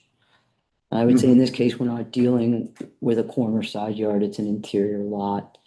And you know, Tony and I didn't even consider the storage container that much, because that's something that is, my understanding is it might come or go, that it's not a permanent fixture necessarily, but our code would not prevent that in a required side yard. Yeah, and I recognize that, and that's why I said that makes this more complex is that you're mixing the two. So the question is, under the normal, say, your R1 requirements, the side yard would be measured from the property line. Correct. Here it isn't. Oh, but And I'm not sure how to interpret that myself. So maybe Catherine can evaluate it. so what But I I'm read saying, was what from I your, am saying is that on this property, the side yard, there shall be a side yard of 5 feet, and a side yard is open from the ground up. My expectation would be that that 3-foot distance that is now between the storage unit and the residence, proposed residence, could be the side yard. But then again, I'm not sure about that. I guess what I just read from as far as the side yards, that is from the R4 standard. So that's the standard in a residential zone. Mm-hmm. So what I'm saying is we don't consider storage container a structure. Storing a storage container in a side yard is allowed unless it's on a corner lot. So I guess. So what you're saying is that in your summary, it meets the 5 to 10 foot yard requirement. I would say. Even though it's not open from the ground upwards. Right. That's the case I am making, is that you actually have a 13-foot side yard on the south So it's side. not open. None of that 5 feet of that is not open from the ground upward. Well, because we're saying unless it's a corner lot, it's okay to store a lot of stuff in your side yard. And in this case, what's being stored is being stored in the storage unit, but we don't consider that a structure. I see your point. Right? Okay. So if they were proposing to build a garage there Mhm. as part of the residence, then I would agree. Okay. It's a structure in a side yard. And I'm not proposing that you do this, but if they took everything out of the storage unit and dumped it on the ground, that would be allowed in the side yard. Mhm. So we have regulations about shipping containers in yards, except for that. No, we really don't. And this came up actually, I looked into it in some detail when we were having real supply chain problems. And a couple of people who were building who waited months to get, say, their windows in. And then they'd arrive and they weren't ready to put them in a house and they need a place to store them. So we allowed some shipping containers in various places around town, particularly on commercial lots. And there was. Default is still allowed anyway. Then you get. Yeah. But I had to be able to defend that when people called and yelled, because, I kind of said, just go ahead for 6 months, and then, of course, 6 months turned into 18, but basically our code doesn't The fire prevent. department doesn't have a fee for that? Shipping containers blocking access and things like that? No, that's interesting that they wouldn't, because that is a sort of Uh, primary purpose of the side yards, is to let them get around. Feet doesn't sound, Yeah. right. Yeah, can we, because we're kind of running late on this, so can we can discuss that in Yeah. another meeting For later. for later. Anybody else have anything? I'd like to propose a motion. Okay, Motion to approve of the application based on the planner receiving all 17 items from our checklist. And that we, from this date forward, require that. And that she understands that the reason for that checklist is for every property that comes to us, because we're not professionals. We expect to get that so that we can make an informed decision. And that 5-yard setback issue be, I don't know, Lauren? I don't know either. I'm willing to accept Catherine's answer to that you could store anything in the side yard.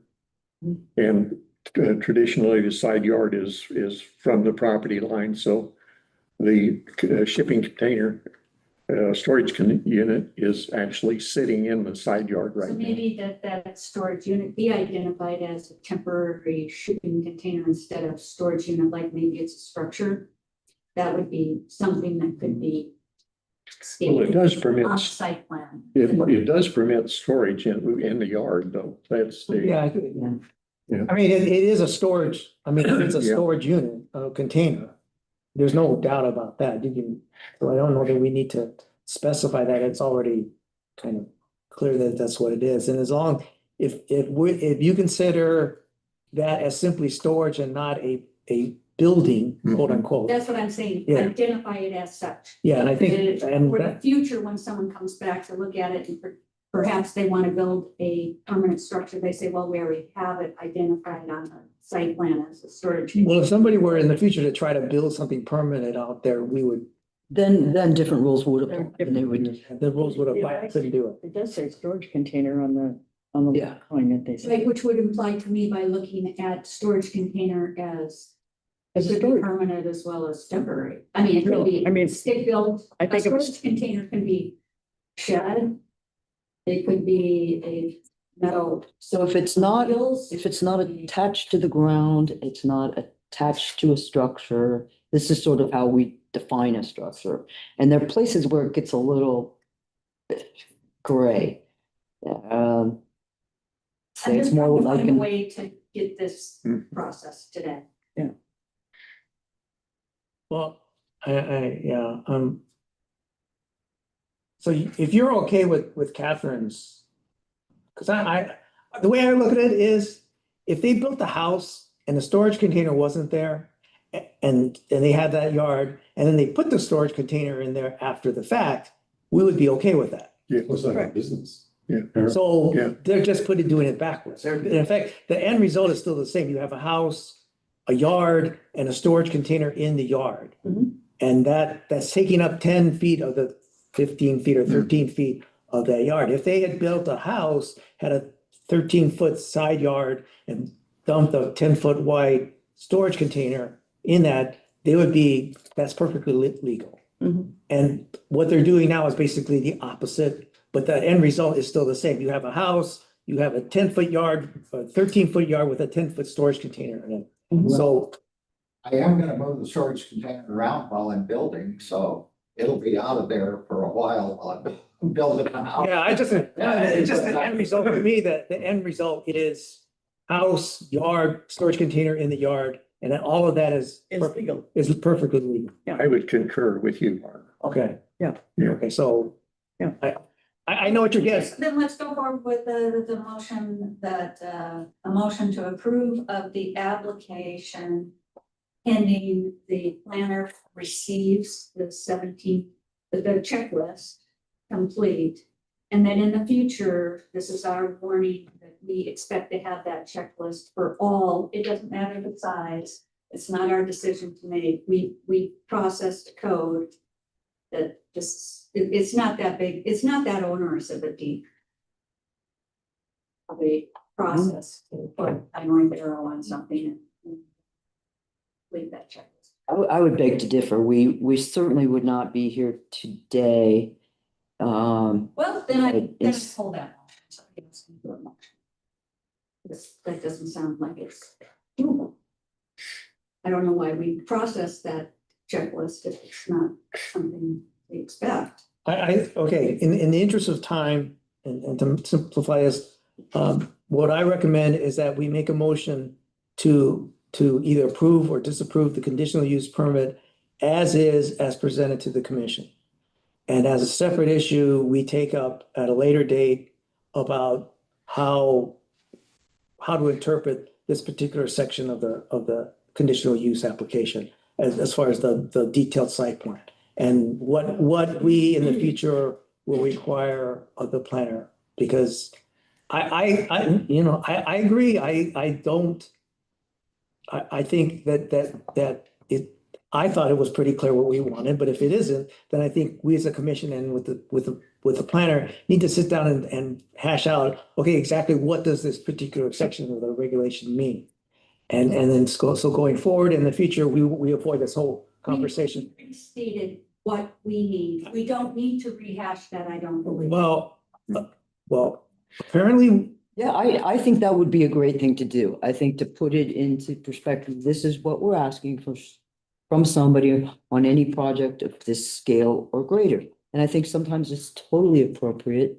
I think other times it really might be overkill and it might be onerous. okay, Financially and otherwise, but and only that's why I think we have to have the conversation, because there does seem to be some dispute about how exactly to look at this. The application be able to be processed today than to potentially not see it processed. And all I'm saying is that they provide what's already required. It seems like they should at least have the opportunity to say, yes, we'll provide that to Catherine, or no, we're not interested, so that they could make a little bit of a decision here too, maybe.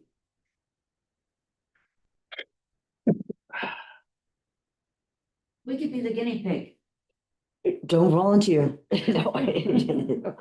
No. I would rather it was me and it- get this bill. I'm seeing this as potentially taking months to do, which I think is appropriate. Well, yeah, on some of these, I believe it's not gonna happen tomorrow. Well, I understand that. I don't think anybody expects it to happen tomorrow. I think, I don't know.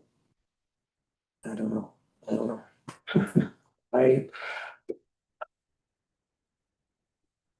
I move that we approve the project as presented. I can't. I- do that. yeah. Yeah. If we put rules in and I'm sorry, when there's a motion, we either need to have Yeah. discussion or rescind it or, Yeah. but then. A vote. So she has the motion on the table then. Yes, Go ahead. and so if she wants to rescind it, then she'll need to. no, I'd rather have it voted on. So the motion was that the applicant provides the information to the planner. And we will approve of it, but in the future, we expect that checklist to be processed for us. I second that. Okay. We don't need a second, I don't think. Alright. So let's go down, Commissioner Abbey? What do you vote on the motion? I'm not sure I understand the motion. Is the motion that it would come to me only and I would, when I say this is complete? Yeah. Then in effect, it's approved? Yes. Oh, wait, say that again? Let's be sure we know. Motion is that the applicant provides the checklist to the planner. This time, she approves of it solely. In the future, that checklist is processed ahead of time for our review. Sure, but part of the motion says we're approved. So they will need to provide a detailed site plan in compliance with section 9.72. Whatever. I guess I would ask that you clarify that it's all 17 points if that's what's intended.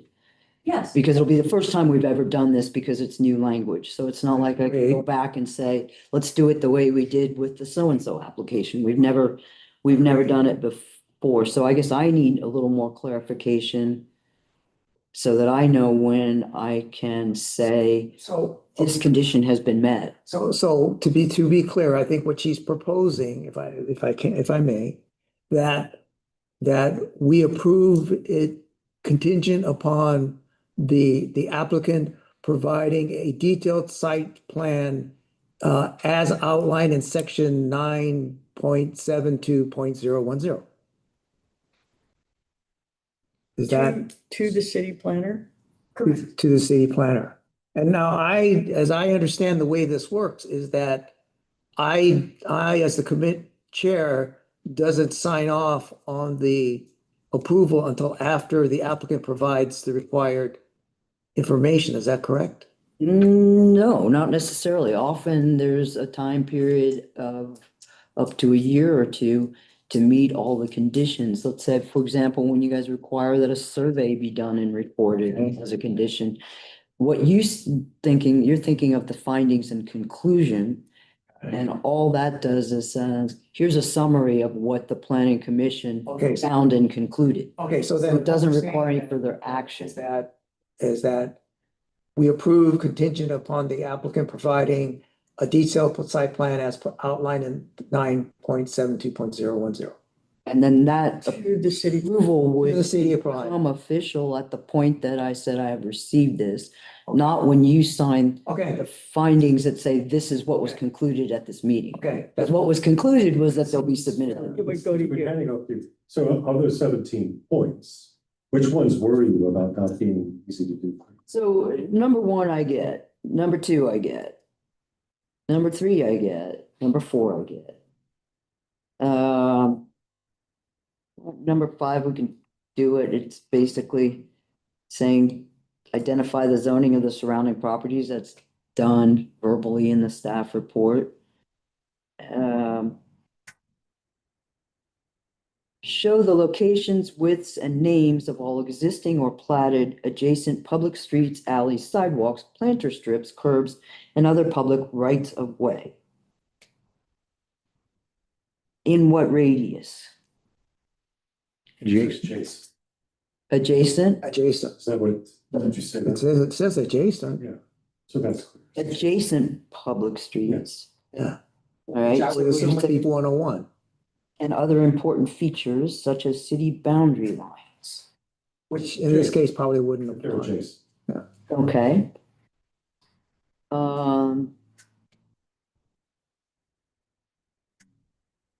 So that's. We want a contour map. Well, I can do that within 10-foot contours from city documentation. If you want something more detailed, that would require it to show What do you, number 8 is number about 7. number 7?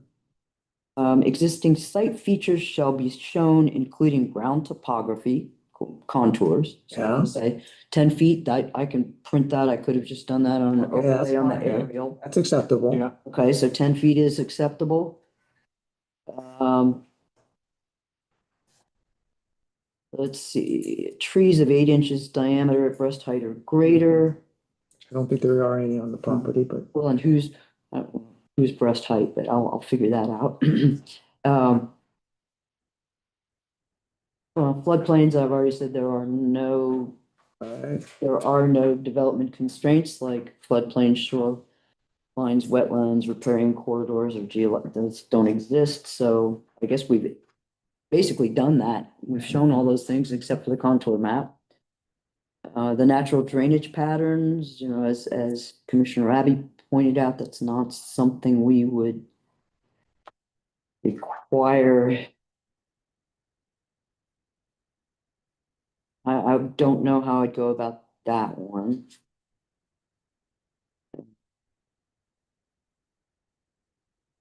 Location dimensions, use coverage and height. So number 9, I think we've already done with our site plan with the exception of an elevation to show building height. Mhm.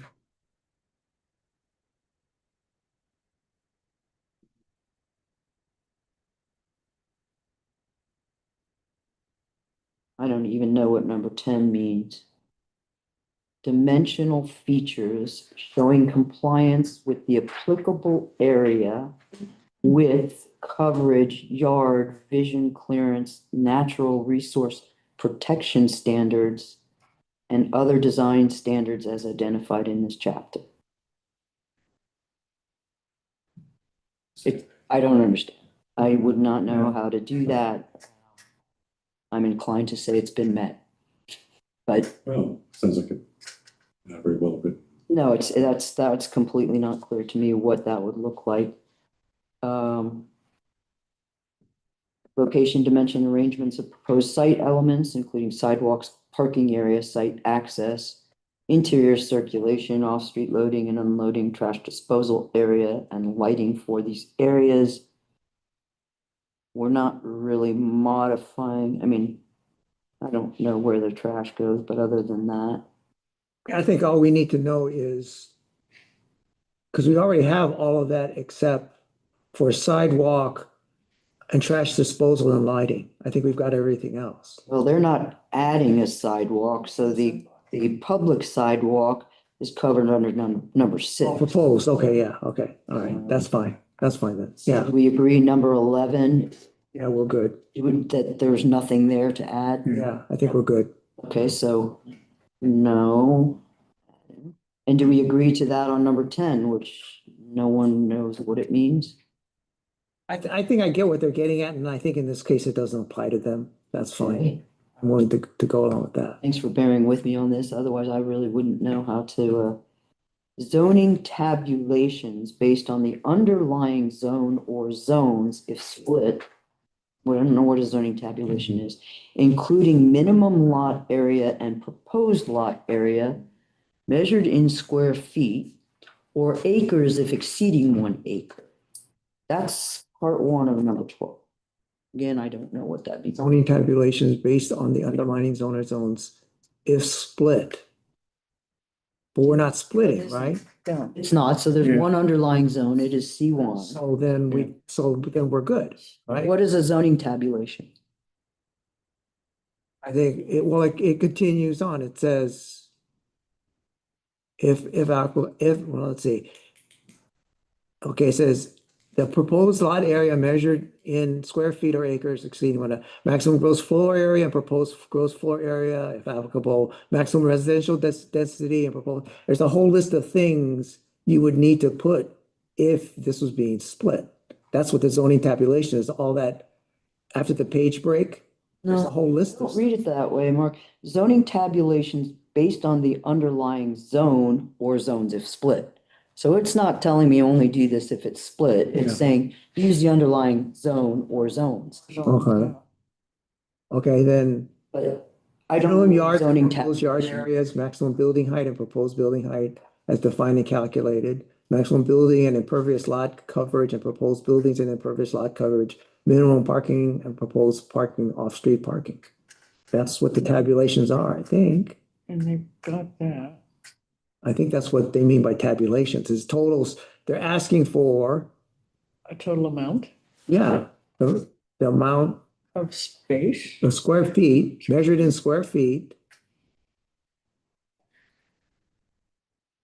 The maximum, yeah, I think that's the way, I mean, they say, give me measurements in square feet of the maximum gross floor area, proposed gross floor area, if applicable, maximum residential density, proposed residential density measured in dwelling units per acre, if applicable. Minimum yard areas and proposed yard area, maximum building heights. That's all those things as outlined in the code. I think that's what that's saying. So, but this is not in our, we don't in this case calculate the residential density. We don't calculate impervious lot coverage. Proposed off-street parking. These are not things that I would ever do. Well, Again, I'm not sure what. Let's just take the and I thank you for bearing with me, Nothing because else. this really, I don't want to walk out of here and say, I don't know what you just asked me to do. And right now, that's how I'm feeling. But so far, we've struck several of these, so this is helpful.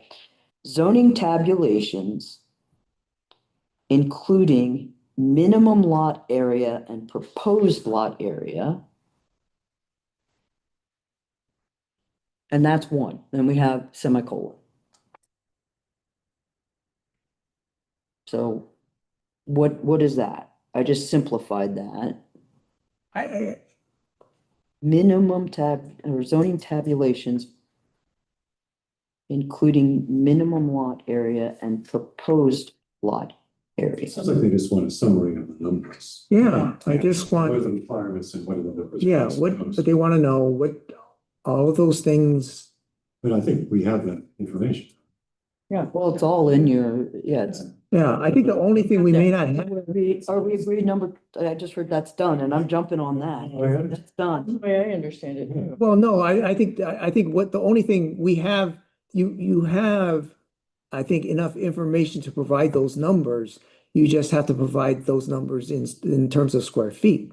I don't know what numbers you're looking for. A zoning tabulation, Okay, minimum yard, including, wait, let me just, Okay. a zoning tabulation including minimum lot area. Minimum lot area of what? A minimum lot, if there's a change to the lot area. well, there's not. Wait, okay, well, then you don't have to, then you don't have to provide that tabulation. Okay, so that one's done, right? Or there's no Okay. zoning tabulation? No, they just said for the minimum lot area and proposed lot area.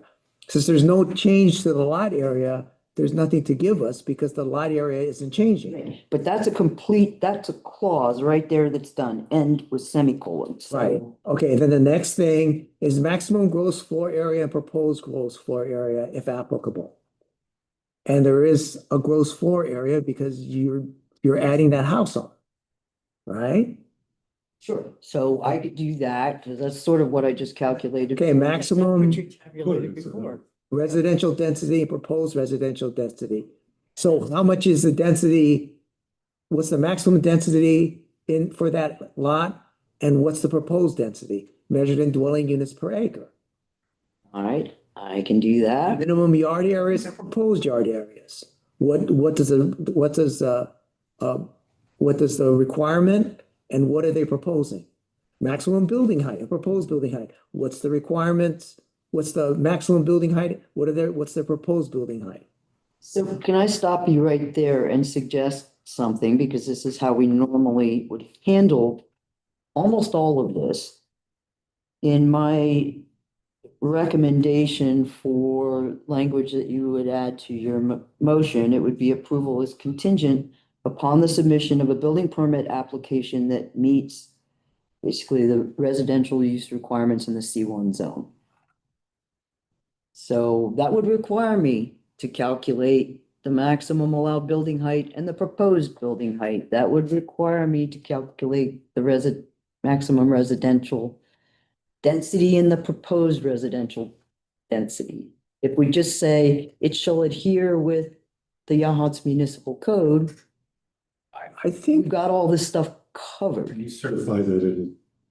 That is, it basically meets the Yahats Municipal Code in every way other than the fact that it's a conditional use, it's a mixed use. Yeah, got it. But that building height will be verified through the building permit application.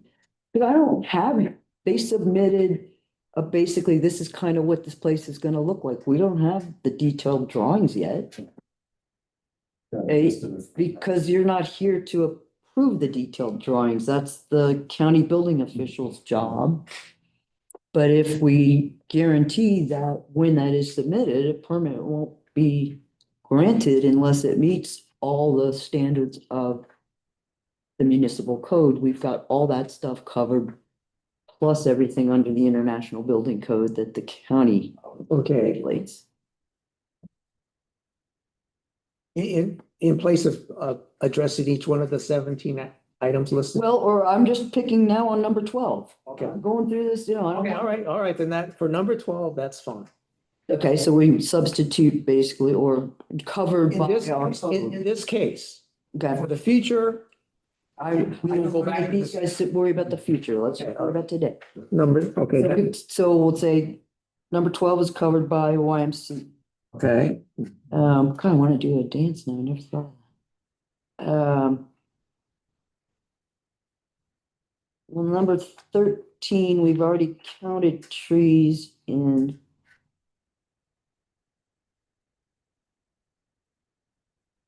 Number 7.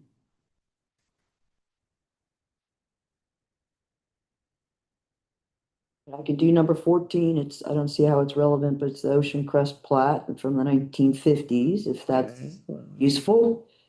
I'm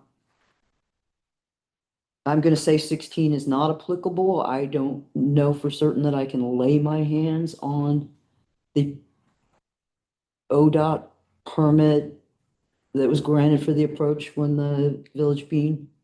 I Was think built. that's irrelevant. We're because not it's existing. reviewing it, it's existing, so NA. I have it on file. Oh, there you go. Okay. all right. You're gonna be busy with some other stuff. We're gonna be counting trees and stuff. I think it's important that that document be a part of the package. If we've got it, it should be in the package. Could have told you, keep your mouth shut. So I'm deleting the NA and saying you are going to demand that whether Mr. Shepherd can lay his hands on it or not. Well, it should be included if it can be found. We should do our due diligence in searching for it. If it can't be found, it can't be found. So I'll replace if applicable with if possible. If possible, Okay. in this case.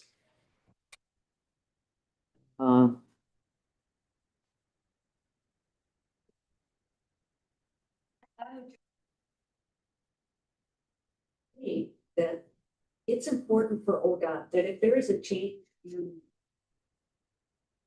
in what's happening off their property, they are interested. Yeah, So it is important. I mean, okay, agree. you might not think it is, but I believe it. Okay, that's a good point. Good point. Well, I mean, maybe not that there's a house, but, you know, are we to determine what Yeah. they care about or not? It just have the applicant complete, Mhm.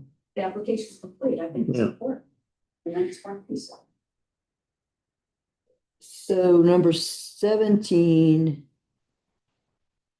Boy, you want to know the colors of material on the house, I'd say.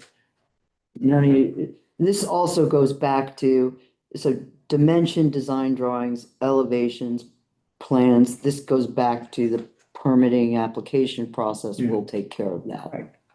That if you guys say we need to review it, I'm willing to live with that. so that one's gone. Okay, all right, that's Okay, so I'm gonna just run through this real quick and then, because this is otherwise, now I can get this done in less than a month. So I'm gonna say yes to number 1, 2, 3, 4, and 5. 6, if we agree, I'm going to say we're talking only adjacent. This is sidewalks, alleys, planter strips, so anything Yes, that actually abuts the property. yes. Okay.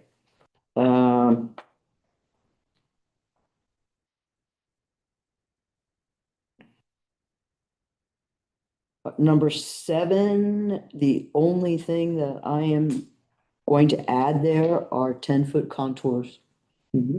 Should be. Okay, I've already determined that there are no wetlands there, it's not a riparian, okay, so 10-foot contours only. And I can add that with an overlay to the aerial.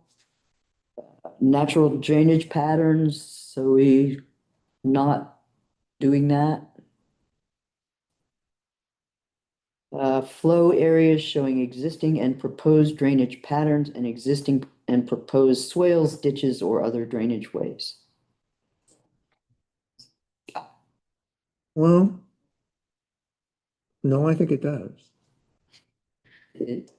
I have never done that with, no.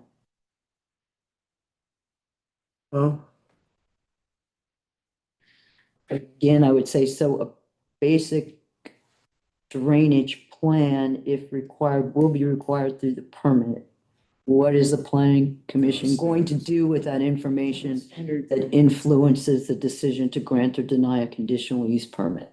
It's under the jurisdiction of the county oh, building division, basically. okay, again, for this application only. We'll bring this up, we'll revisit this on. We'll revisit Some all of of these this things I later, think but will for this continue to- application, no, okay. Okay, so this one, we're gonna say, and I'm interpreting NA to mean not this application, so that's fine. All right. So this one, no.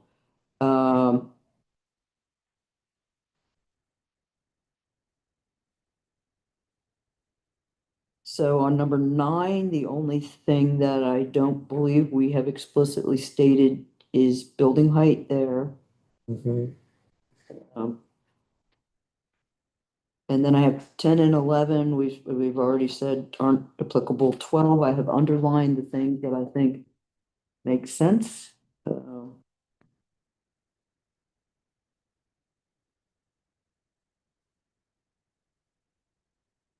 17, we're saying will be handled through the permit application process. Except for colors to be used. Okay, then. Thank you, I'm now clear on the motion, and I'm not sure, Kimmy, where they left the motion. Is it- It'll be on the tape. All right, thanks. Okay. Forward to- All right, so we're ready to vote? Yes. Okay, Commissioner Abbey, Approved. Commissioner Dickinson, Approved. Commissioner Goslin, Approved. Commissioner Hogan, Approved. and chair votes approved. So I apologize for the time spent through the shepherds, but it was important that we go through this. So congratulations, and I look forward to seeing your place being built the next time I visit you. Thank you. And I'm sorry you had to go through some administrative discussion. Are with the course. Okay, so the next thing on the agenda, and bless their hearts, they're still there. So we have. Education. Great. And education. That's true. One or two. If you ever wondered what happens on the planning commission, Stephen, and now you know. And they're still there. Oh, hey, I got thumbs up, so, okay. All right. I think Roland just flipped you off. Okay, I've flipped off the book. Okay, so we have we're fortunate in that we have 3 applicants for the 2 open positions on the commission. The applicants are Roland Valrond. I took enough years of French, so I should be able to pronounce that correctly. Stephen Chase and David Diamond. Mr. Diamond is not here. I thought he was going to attend, but He's gonna be here at the next meeting. okay, that's right, at the next meeting. All right. And so we have Mhm. Roland and Stephen on Zoom right now. And for Roland and Stephen's benefit, I don't know if you heard the conversation, but the next step in this is for the city council to review your application, another interview, and then they have the final approval. So what we're going to do is the commission will reserve the final recommendation on the 3 applicants until the next planning commission meeting, which is the Tuesday before the next, the November city council meeting. Okay, so that at that point, we will make our recommendations with regard to the 3 applicants to the city council, but we want to take this opportunity to at least talk to you 2 and get that out of the way, and then Mr. Diamond will be at the next meeting. We'll hear from him, and then at that time, we will make our choices, our recommendations to the city council regarding the applications at that point. So, It should be at the city council meeting, the following day, the 19th. yeah, so on the November 19th city council meeting, you both should plan on attending that meeting because you will be on the agenda to be interviewed at that time. And they will make the final decision as to which of the 3 of you will be approved for the planning commission. So, why don't we start the interview process with Roland? And I want to make it clear to the commission, any one of you should feel free to ask any questions you wish of the applicants. But I'd like to start each of you by just sort of giving a brief description of your background and why you want to become part of the planning commission. So Roland, why don't we start with you? Okay, can you hear me okay? Yes. Okay. So basically, I have been here since the property was bought in 2021. Been in residence pretty much since 2022. I have since volunteered and been part of the Trails Committee, the Beautification Volunteer Group, helped out some with the view of the future for Yachats. So I've been quite active in looking at what's needed, how I can help out in Yachats, and interest in how it's developing. What I bring with myself, my background is as a psychotherapist for over 50 years. I've been a mediator in different committees and groups. I have been part of the County of Los Angeles contractual committee for different programs and ran a program that was funded by the county. So I'm familiar with different types of programs. Part of a lot of my interest in what I've personally involved is I've lived in many areas. I've lived in huge cities. I've lived in small places. I've lived in more or less tourist areas and been exposed to a lot of different developments. And what has interested me is especially the role that the Planning Commission is going to be playing in a lot of moving ahead in Yachats and how that in all is going to be impacting people living here in Yachats. The needs of Yachats for housing for employees is a big one. Also, how to get that and have reasonably rented rents on housing. And also looking at overall, how does it impact people already living here? So there's a lot of balance going on and looking how what we need to think about as we move ahead. I'm also really looking at traffic. Personally, I live in an area where I've been impacted by the way traffic moves. And some of the changes that are going to be happening with the signage is one of the important steps. Also in development, how is going to impact overall congestion in Yachats area. So, and then some of my other background has been about being in charge of programs and working out. I have personally been involved in, though not an architect, in taking several houses and fixing them up. So I'm quite aware of a lot of what goes on as far as what's needed, what to look for, and all that involvement. Other things I'm looking at is, while we need to focus on housing, what else are we needing to focus in that whole process? Not just that. That's going to impact a lot of other areas in Yachats. And like I mentioned, conditions, traffic, etc.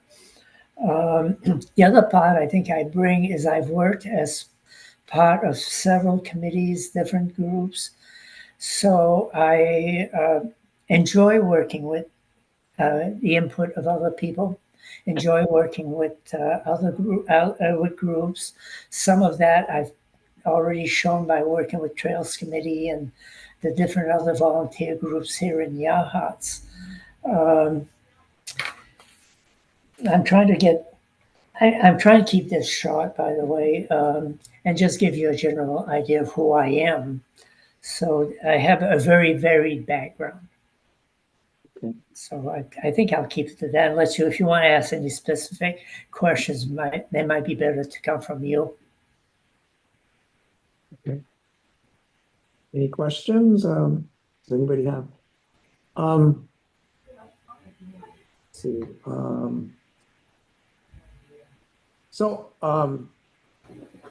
do I put this? I think and I think Bobby's talked to both of you about this, is that one of the concerns is that, you know, you actually saw a lot of what happens on the planning commission has to do with administrative stuff.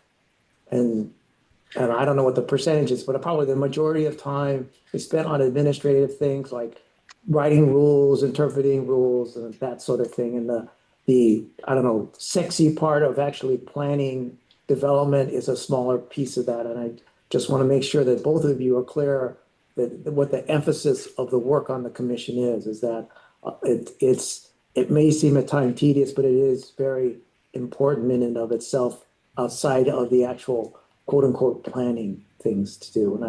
And I just want to make sure both of you are clear on that. Yeah, Mark. Yeah, I'm clear on that. And that has also been my background, having to work with different groups, is the whole idea of there's a lot of other areas involved.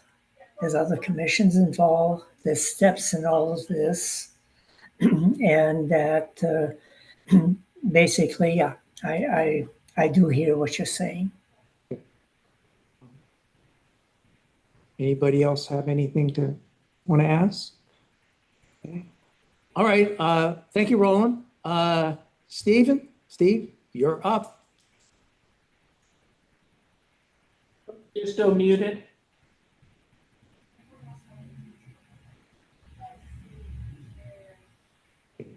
Again.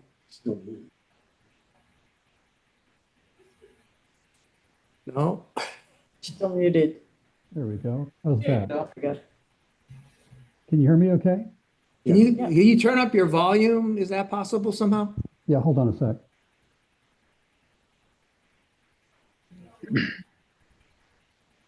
All right, try this. Is this better? Oh, that's good. That's good. Thank Okay. you. I had my earphones in so I wouldn't disturb the family with the meeting. Let's see, we bought our lot in Yachats 10 years ago and built on it just after COVID. So we moved in 2 years ago, November. So we've been full-time residents for 2 years. I'm originally from Missouri and some growing up years in Southern California, LA area. And been kind of looking for volunteer opportunities and have been enjoying this kind of permanent vacation that we've been on for the last 2 years. So just from a civic good standpoint, I've been looking for things to volunteer for, and our neighbors are participants in the Trails Committee, and I applaud Roland and the whole team for their activity in that. I've not jumped out of bed early enough to go do the Trails Committee. Background is primarily in mortgage lending, commercial lending, community banking. I was on two small community bank boards, one for 12 years, one for 5 years. So I understand the board process, and I understand complying with rules and regulations, which when you're dealing with FDIC and the Federal Reserve are pretty tight requirements. I've not served on a public board, so this would be a new task for me. But I'm willing to be a volunteer and to jump in and provide the mainly business background that I have. My main concern about Yachats in the next 10 years is and I've talked with some neighbors about this. I don't think we're at any great risk of having a big developer come in and try to lord over us, but that is a risk. We want Yachats to retain its character and to still be a peaceful, quiet place for us all to enjoy, and not to look like Florence or Newport, frankly. So, my desire to be on the planning commission is to help in that regard, to try to keep Yachats as peaceful and enjoyable as we possibly can, while the rest of the world builds high rises and strip malls and shopping centers. So, do you have any questions for me? No, I don't think so. Anybody have anything? Okay, maybe we're just tired. I don't know. Okay, well, okay, I guess we have no questions. Thank you both for your time. As we said, plan on attending the city council meeting in November for another set of questions. And other than that, thank you very much. Have a good evening, both of you. Thank you. Bye-bye. Take care. Given the time of day, I think we can skip the rest of the agenda. I don't think there's anything urgent that we need to cover in that, unless somebody has a burning desire. Okay, then if that's the case, then the meeting is adjourned. That's all too. Thank you. Carolyn.